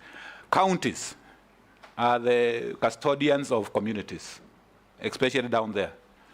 But most of the time you find a project which comes and the county is not quite engaged. So if I get the nomination, is to ensure that all programs which are coming and being designed, they have sustainability becomes a key plank of them. How do they sustain whatever they are doing? Be it because one of the sustainability is to ensure that whatever you are doing can be economically viable, that you can continue as a. But the others is through the communities, is through counties. Make sure that the counties and the communities have the capacity to take care of what has been invested on. Livestock productivity, I'm sure we have talked about this in terms of making sure that the breeds are there. Disease control is well taken care of. And when I talk about livestock here, I'm talking about both sides, the dairy side and the red meat, especially in the assals. So that, and I talked about even the feed rots, so that you intervene and make sure that we have the right weights for export. Honorable Missy, fake fertilizer, sugar, cartel. When you look at the sugar industry, it has been, we have a deficit of sugar, and that's why the problem starts. We have a big deficit of sugar, ranging, depending on the production, ranging from 300 to 500 metric tons. And this is a lot of sugar, which have to be imported through the COMESA and other safeguards which are there. So the cartels, we always thrive when our production is not meeting our demand. So one of the measures to actually talk about the sugar industry is what do you need to do in order for you to improve on production. You close the gap so that you are able to manage the quantities which are coming into the country. And definitely, there will always be some kind of imports. The issue is about how do you allocate these importation quotas. And the best method is always to be an open method. I know that is maybe challenging in one way or the other, but I'll try as much as possible, if I get approved, to have a competitive method of allocating this, so that the cartels, even if one of the ways of dealing with the cartels is opening the information, transparency. Yes, so that you get that. Vast runs. Yes, it is there, especially in assals. 70%, almost 70% of our land is in assals. Vast land. It is used. Some of it is used in livestock and other engagements.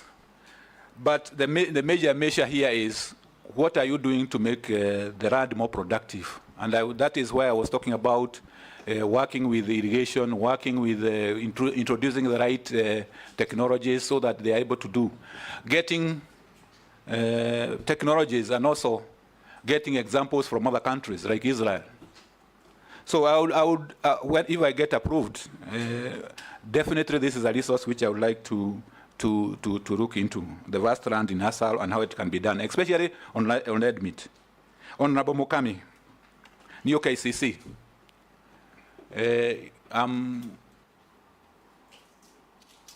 New KCC happened to be in cooperatives because these are cooperative, and what I can say, it affects agriculture because the farmers are dairy farmers. But the management of KCC is a cooperative. So what I can say is that I engage and very severely on that with my counterpart in cooperatives to look at ways of making sure those issues, management issues, are sorted out, especially farmer payments, because you cannot have payments which are delayed for 6 months, while others are getting, like Wakulima and Kidongoli and others are paying on time. So this is one of the interministerial collaboration which I have to seek if I get approved.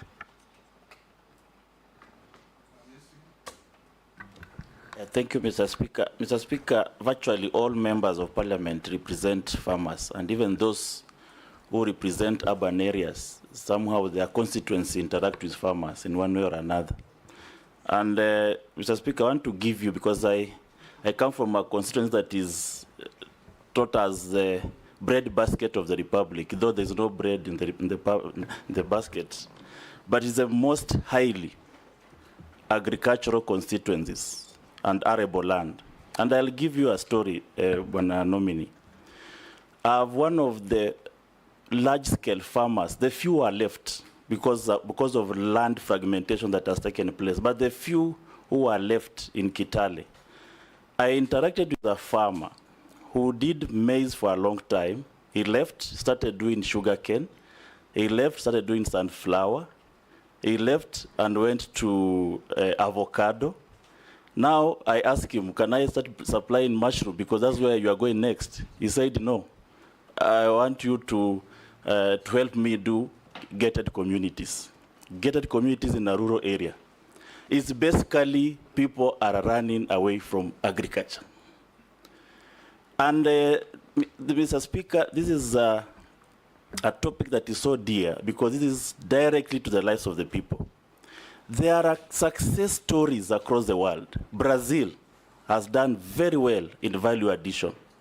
India, Indonesia, this product called Indomie that is all over the country. Indomie is an Indonesian product, and it's from agricultural products. Do you have a success story that you are going to use to revitalize this ministry? Because it cannot just be stories around. Can you say, this has happened here, and this is how I want to interlink with our country? And then lastly, Speaker, and I hate to repeat, but allow me to repeat on this issue of cartels, because where cartels in agriculture has been misunderstood to mean that there are people you walk in the Ministry of Agriculture and they start firing them. No, it is a convoluted system. In fact, you may find the cartels in agriculture, they're not even Kenyans. They are billionaires of this world. Now, if you just say, I'm walking in to fight cartels, to me, Mr. Speaker, looks like a movie. It's not an adequate enough to convince Kenyans that anything is going to happen. I'll give you an example of our collapsed sugarcane. It is full cartelism. If we sit here and ask you that if after 100 days of you being in the office, are we going to see smoke bellowing out of Mumia sugar, out of Zoya sugar? Can you promise now? And we'll be here to interrogate. Thank you, Speaker. Daktari. Thank you, Honorable Hamisi. Thank you, Mr. Speaker, sir. Yes, the success stories, we need not to reinvent the wheel. We need to see which countries agricultural countries have has successes, and it's good that Honorable Hamisa have pointed out some of the success stories like Brazil. For instance, the sugar we are talking about, Brazil is very successful in sugar. We talk about dairy. India is very successful in dairy. So we need to learn from no inventing the wheel. And as a principle, if I'm approved, is to say that I'll promote that as a principle, that let's learn from the best. Let's learn from the best. Cartels. This is a major issue, yes.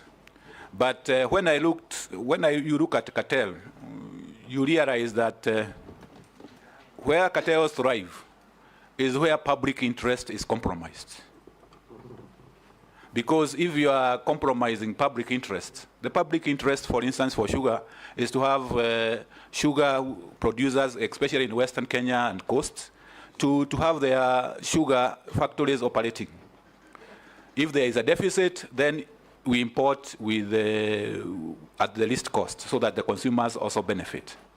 So it's also a moral question and an integrity question that we need to, as a nominee, and if I get approved, why I'm saying I will fight cartels is that I will do whatever it takes to promote public interest and use the state agencies which are there, which can help me to promote public good and the public interest. Thank you, Mr. Speaker. Thank you, Dr. Let me ask you 2 or 3 questions. Yes. Mr. Speaker, I ask if there will be smoke billowing out of Mumias in 100 days. He has not said. Yes. Mr. Speaker, thank you, Mr. Honorable Amisi. I know there is a program for leasing for those factories which is ongoing, which has been initiated. And I know there's a process. I have to check what stage they are in. Sugar is one of the major subsectors. We will look at it and see how we can move it very fast forward.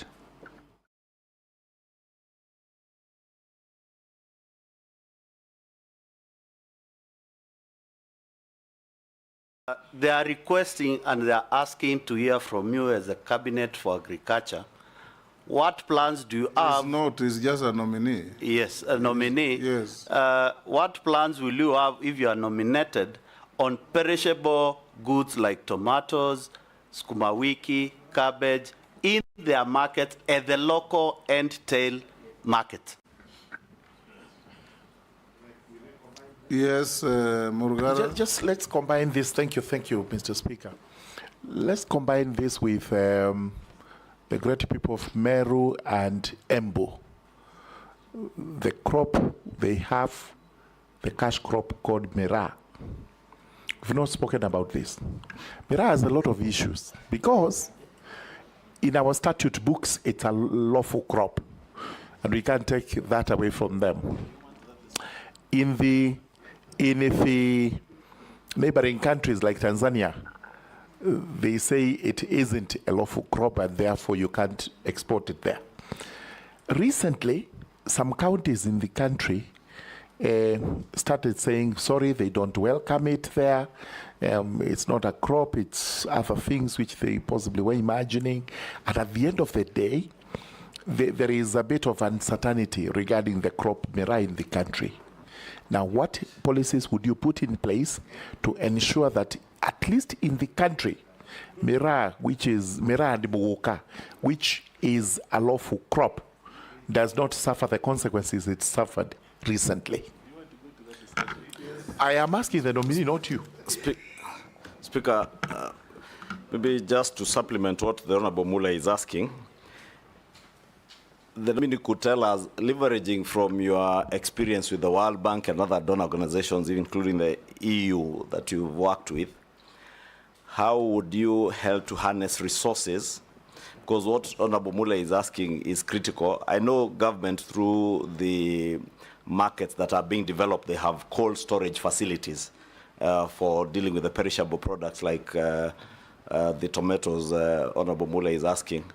But how would you leverage that to ensure that we even access more resources from the donor community in the local areas, not just at the local markets, to have cold storage facilities around the farms, so that when farmers harvest their tomatoes and the price is bad, they can store them there to await for the value addition that you spoke to, that will benefit many of our young people. But also, you mentioned something that you worked on livestock insurance. I don't know whether you said you did that working with the EU or with the World Bank. And the president has already considered to the country one of the problems that his former cabinet had was a failure in communication. I don't know what you will do as, if approved as a cabinet secretary, to ensure that there is proper communication to Kenyans on that livestock insurance that you worked on in your consultancy life, to increase the uptake of this livestock insurance, because the uptake is still very low. Many farmers still lose their livestock during the drought and floods, but they don't know that there is such a product. And what would you do to communicate better to ensure there is better uptake of that product around the country? Yes, Daktari, we're running out of time on you. Can you answer quickly those last interventions? Yes, thank you, Honorable Speaker. On perishability, I think the leader of majority has helped in that, saying that yes, there are programs which are run on markets.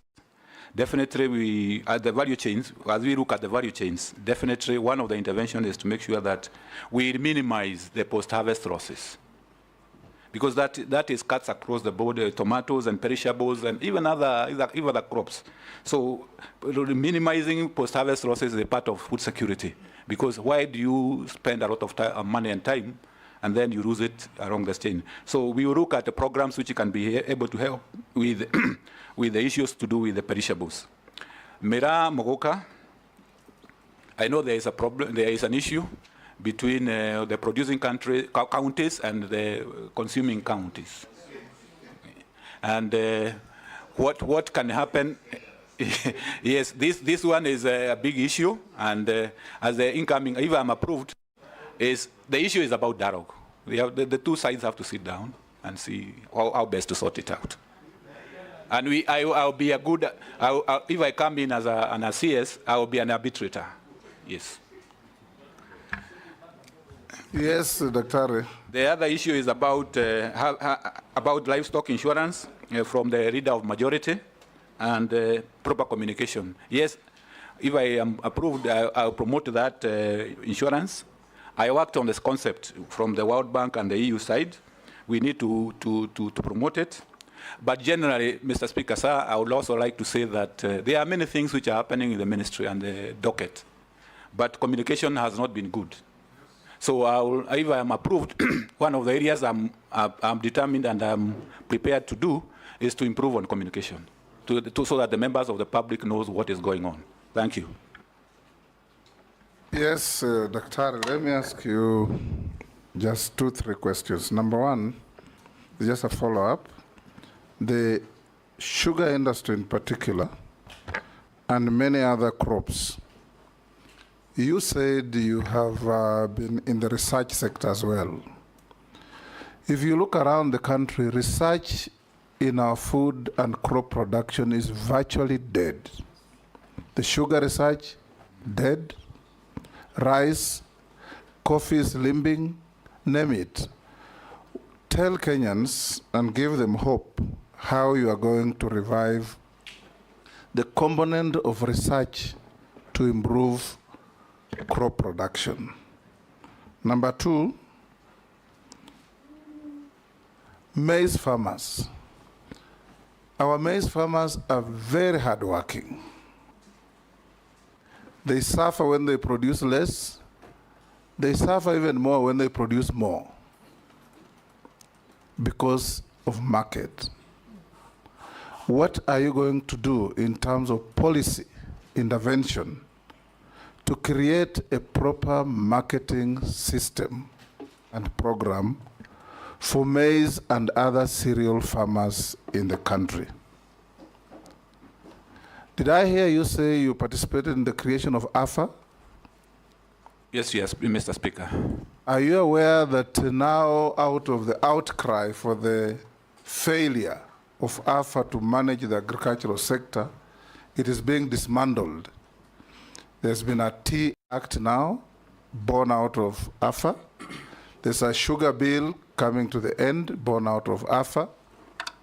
There's a request on my table for a maize bill, moving away from AFA. There's a pyrethrum bill, moving out of AFA. And all this dismantling of AFA, does it point to your error of judgment in your previous engagement, that you as a consultant advised and participated in amalgamating all agricultural activities into one humongous act that didn't work and is now crumbling? Thank you, Mr. Speaker. On research, I think, let me say on the onset that this is research is a mandate of the national government, and I agree 100% with you. It has not been well in research. When you look at Karo, you look at coffee, you look at all the other sectors. And mainly, we have the capacity in terms of human resources. We have the infrastructure. Mainly, it is the issue about financing. And coming in, if I am approved as a cabinet secretary and coming from research, I will put my best foot forward, especially on the exchequer side, so that we convince the National Treasury that agriculture research is very vital. If you don't have research, you don't have technologies. You don't have, so that we can get more resources going towards research, both in all the crops. Secondly, is the issue about farmers' participation in research. If you look at coffee, tea, they used to have a foundation where I used to work. Farmers were very happy. They used to contribute very gracefully. But that has ended. So we have, if I am approved and I come back as a cabinet secretary, I have to look at how can we involve the farmers better in terms of management of research and their role in financing. Maize farmers. Yes, the maize farmers, the issue about marketing system. We know the major player here is National Cereals and Produce Board and the millers who participate in the marketing of maize. So it's an area where the government has intervened in terms of giving the inputs so the supply increases, but when it comes to mopping up, it has become a problem. Because one of the areas which the challenge there, Honorable Speaker and members, is that when you try to push the prices up, the consumers are losing. So there's a dilemma there. So it's an area which is dicey, and it requires careful consideration, and I'll give it my due attention. In terms of AFA, the original principle was okay, in that you try to, just like we have in energy, we have an energy regulatory authority. We wanted the same, and if you go to other countries, and honorable members have pointed out that in other countries we need to copy what is working. If you go to India, if you go to Brazil, they have one authority controlling a lot of agriculture activities. What is, and I'm convinced is, one of the issues which came through is the way it was amalgamated, it was the way it was structured, and the way it came out in that we were not able to give due attention to all the commodities as they were supposed to be. The original idea was okay. It is the execution part which was challenging. And that is why you are finding everybody wanting to go back because to their own original arrangements. Because in principle, honorable members, Mr. Speaker and honorable members, you would agree with me, it is more efficient to have one organization where you can have common services.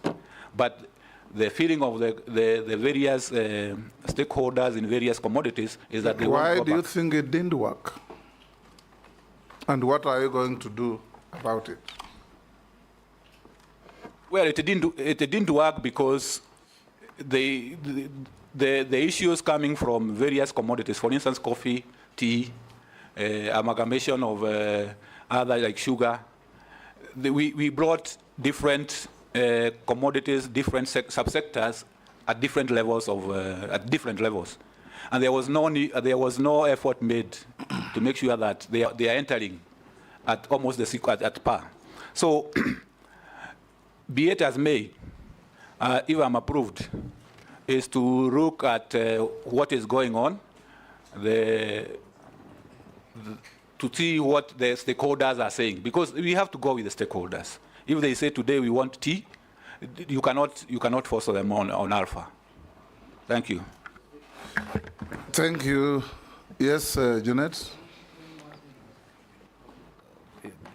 Speaker, this is what one of the public members is saying.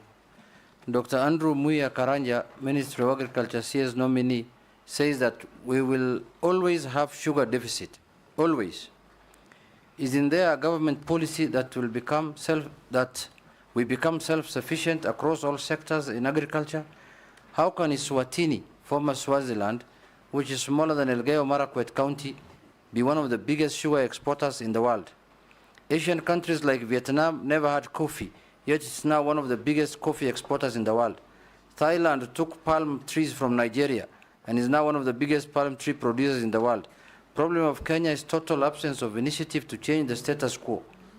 Why then be a Minister of Agriculture if you believe that you will always be importers of sugar? And the rest I don't want to say. Then he told you, how can he actually say we will always be sugar importers? Nyanza province alone can produce more sugar than Eswatini or Sudan.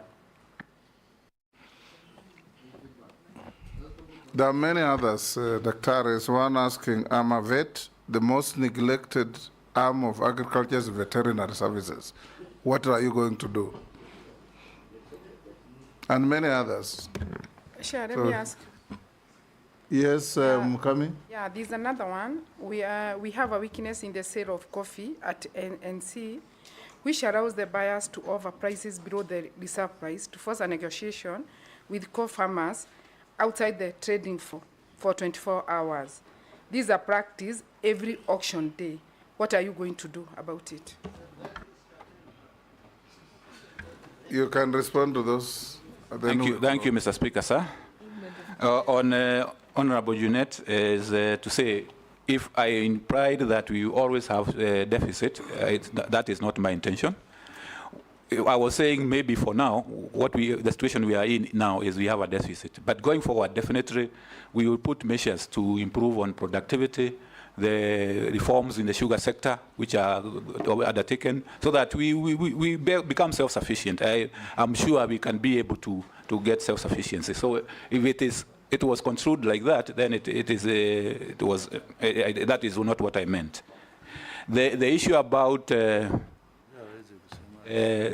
coffee, the cartels, and the colluding in prices. You already said you'll dismantle them. Yeah, I'll dismantle them.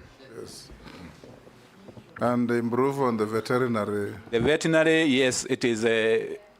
I know I was briefed that, Mr. Speaker, sir, that they are registered under many legal instruments. So we are going to, if I am approved, we are going to work with them to see that, because they are very critical. Veterinary service is very critical, especially on the livestock side. Thank you. And if in case we approve your nomination, don't be limited or curtailed by the boundary between the county governments and the national government, because you have a duty on formulating policy that helps this ministry, all its departments across the country, both at the national level and the county levels. I'll ask you a few minor questions, but none the less important. Dr. Karanja, have you ever been adversely mentioned in any integrity-related report? No, Mr. Speaker, sir. There is a man, Olonyango, who has written saying, your conduct and integrity as a nominee is not good because you have faced one or multiple allegations of unethical behavior and participation in corrupt and illegal activities. Is it true? Not he has true. provided no evidence, but that's what he says. That is not true, Mr. Speaker, sir, because Yes. I have never participated in that kind of activity. Do you hold any leadership position in any political party? No, Mr. Speaker, within sir. Kenya? No, Mr. Speaker, sir. What is your net worth? My net worth is 214 million shillings. Yes, made out of? Made up of my residence, my family residences. We have apartments. I have vehicles. We have plots and land. I have deposits in a bank's account. Okay. Yesterday, we had 5 candidates. We asked them many questions, ending with this minor question on their net worth. But the media only picked the net worth and forgot everything else. We want the media to be fair to both the candidates for appointment and the committee, because we are not here to evaluate the wealth of candidates. We are evaluating their suitability to hold public office to which they are nominated. Yes. Yes. Just one thing, Honorable Chair. The last time when I was in the energy sector, KenGen came up with a policy. They wanted to start doing production of ammonia in Naivasha, which is a very big byproduct for production of fertilizer. Maybe Dr. Karanja can tell us whether, instead of, because the biggest chunk of our fertilizer is imported, and if we could be able to produce ammonia, which is a very, very big component in fertilizer production, then maybe that can go towards addressing most of the fertilizer issues. Thank you, Chair. That's good information for you, Dr. Karanja. You can go with it, and we'll now release you. Go with your original documents after having been checked with what we have in our possession and found to be correct. Have a good day. Thank you, Mr. Speaker, sir, and I would like to thank you and all the members for the good engagement. Thank you very much. Thank you. Agent, you can escort the nominee. Mr. Speaker, on that issue of declaration of wealth, you know, since our media colleagues are here before the other nominee comes in, I know it's the newspapers that largely reported on it, which is okay, because it's part of the vetting process. But, you know, if these honorable members also here declared their wealth, there are others who are worth much more than that. Like my friend here, Junet. I know if he was to declare his wealth, having been a member of parliament and a businessman of many years. Mr. Speaker, that is being malicious, Mr. Speaker. And he has been sent to finish me. Yeah, I don't know by who. My only concern is that you asked the candidates many incisive questions. And the question of their worth was at the tail end of every interview. And even the candidates gave very clear explanations, like Soipan said, her growth is because of the appreciation of the assets that she had. And I believe it applied to everybody. But what we see in the headlines is totally different. In fact, the Honorable Soipan said appreciation of land and a house she has acquired in Nairobi. And I think it's important for the public to also know all these cabinet secretaries once appointed into office, just like members of parliament, access mortgage facilities to buy property in Nairobi if you didn't have one. Soipan has also been a member of parliament for 3 terms. So it's fair because maybe next time it will be, these members here will be here being vetted to appreciate that Honorable Mary Amase has been a member of parliament for 3 terms, whatever she is worth, and she also has other consultancy she does and other businesses. What about me 6 terms? We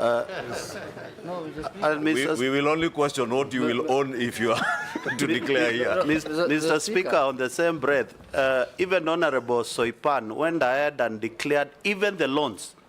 And if you look at her declaration, she has a loan of 49 million shillings, which is not yet paid and removed from the net worth.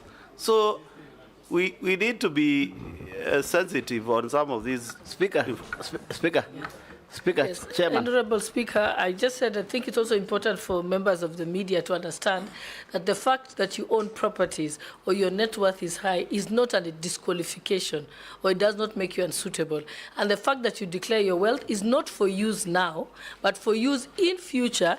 If, let's say, your wealth that you declared at the time of entering office, if there is alleged corruption against you, that is used to assess whether you legally acquired the property while in office. So it's not for use now. Similarly, the wealth declaration form, the wealth declaration form and the self-declaration form that is deposited at the Ethics and Anti-Corruption Authority, I know that the EACC have spoken in the media the day before yesterday and said that they clear candidates.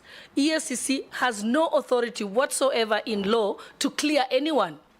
They can only investigate you for corruption. So the self-declaration form is for custody by EACC for future investigation should they be necessary. Similarly, the wealth declaration form that public servants leave with their employees is for use only at the time that you're being investigated and they have received a court order asking for the wealth declaration form. So it's important that the media get the facts right. Thank you. Mr. Speaker, Mr. Speaker, let me explain this. Mr. Speaker, there is no harm in somebody being rich. And there is no harm, it is not a crime in somebody being poor. But what I think people expect is just a proper explanation on how, when you declare this is my wealth, what is the source, what is it? The question that has come up is, let's say you have worked for 30 years and you made a wealth of 400 million. And you have worked for 2 years, and you have made a wealth of 150 million. So that's the comparison that they are looking at. If you explain how you made that 150, there is no harm, Mr. Speaker. Richness is not a crime, as you say. I agree with you. And poor is dangerous. Mr. Speaker. Thank you, Mr. Speaker. You know, this is not even new. When we did the vetting last time, all headlines talked about the billions and the hundreds of millions that the nominees were worth. So I think it's something that maybe the media feels can sell. And because of freedom of media, we can allow them to report it the way they see it. Curtailing their freedom at all. Mr. Speaker, I'm aware that Ishungwa is worth 5 billion as of now. Why are you understating him? Honorable Speaker, I was wondering why he's understating. Why are you understating him? Can we break for 10 minutes?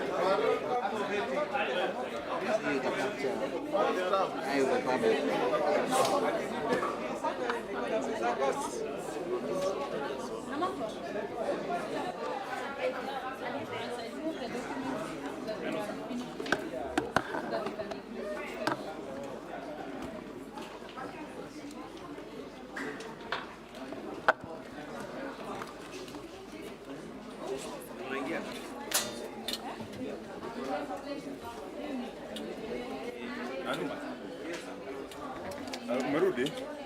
Hata na mimi.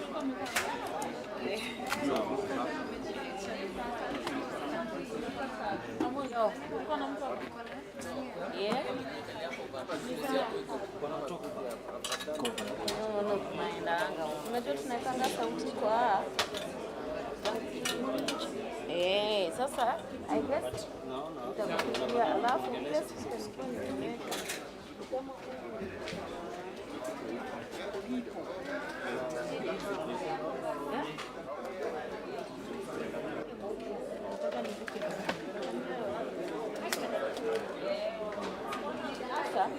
nimeweka nini, hebu isikize. Matiko tu bado na kelele ni watu uoga hapa kwangu ni watu wanapita. Alafu na unaona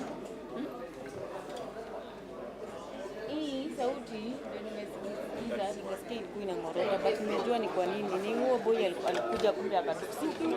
Ukisikia kwanza sikuwa poa yangu. Oh, tunakumbuka. Good morning, this afternoon. How are you? Alafu vile ulicall sikuwa na control sauti kwa mic. Nilikuwa na wewe on call. But sasa nimehamisha, nimewekea tu kwa namba. Pesa hapa kuna jeshi na kelele kidogo. Hapa tu. Chukiso. Sasa nani anaitwaje? Anaitwa Chalo, umeswitch reviews.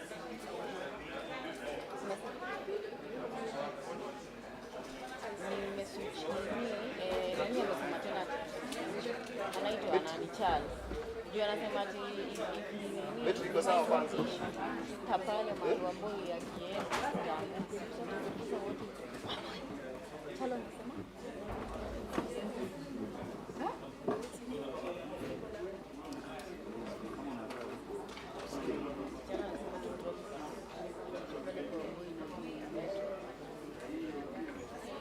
ojo wao wanaweza ushushe uweke chini. Si nimeiona.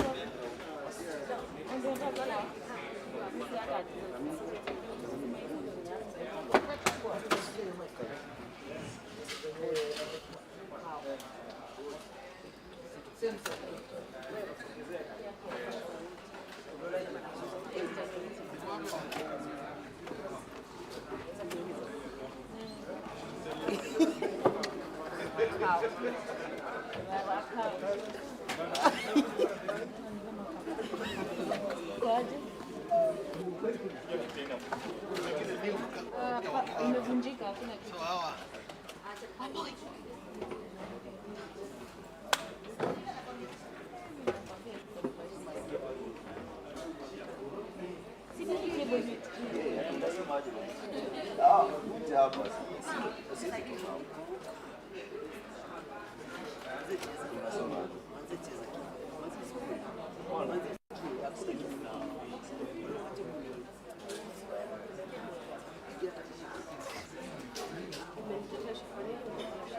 Hello?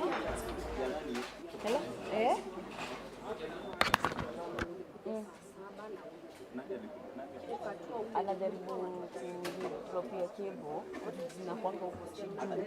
Tuone kama tutaweza kudrop. Ukishindwa kudrop, tutaenda tuna hii duara tunaendana nayo kwa nini? Tutafanya kwa sasa nani Chalo amesema tena tukishughulika hivi same. Pale no amekataa ati anasema ati pale mahali wagonjwa wako. Ndio imejaribu hata no. Yes. I know.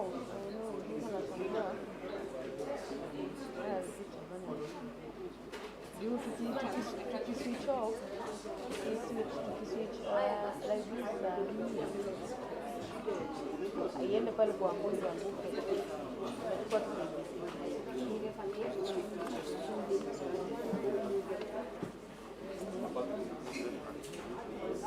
Inafaa hiyo ndio iko busy but ndio inaanguka. Mwambie tena hiyo kanga.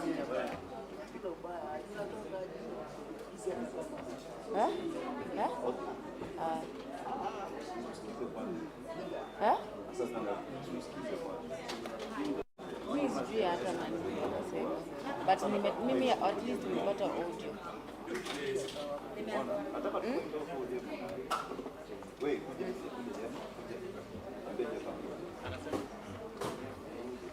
Wanaenda mpaka nini? Wanatoka wanaenda uwanja. Hebu uliza Talo. Sijui wameambiana aje na wako. Muulize kama switch to live. Tujue kama ni pale ama because now we don't know.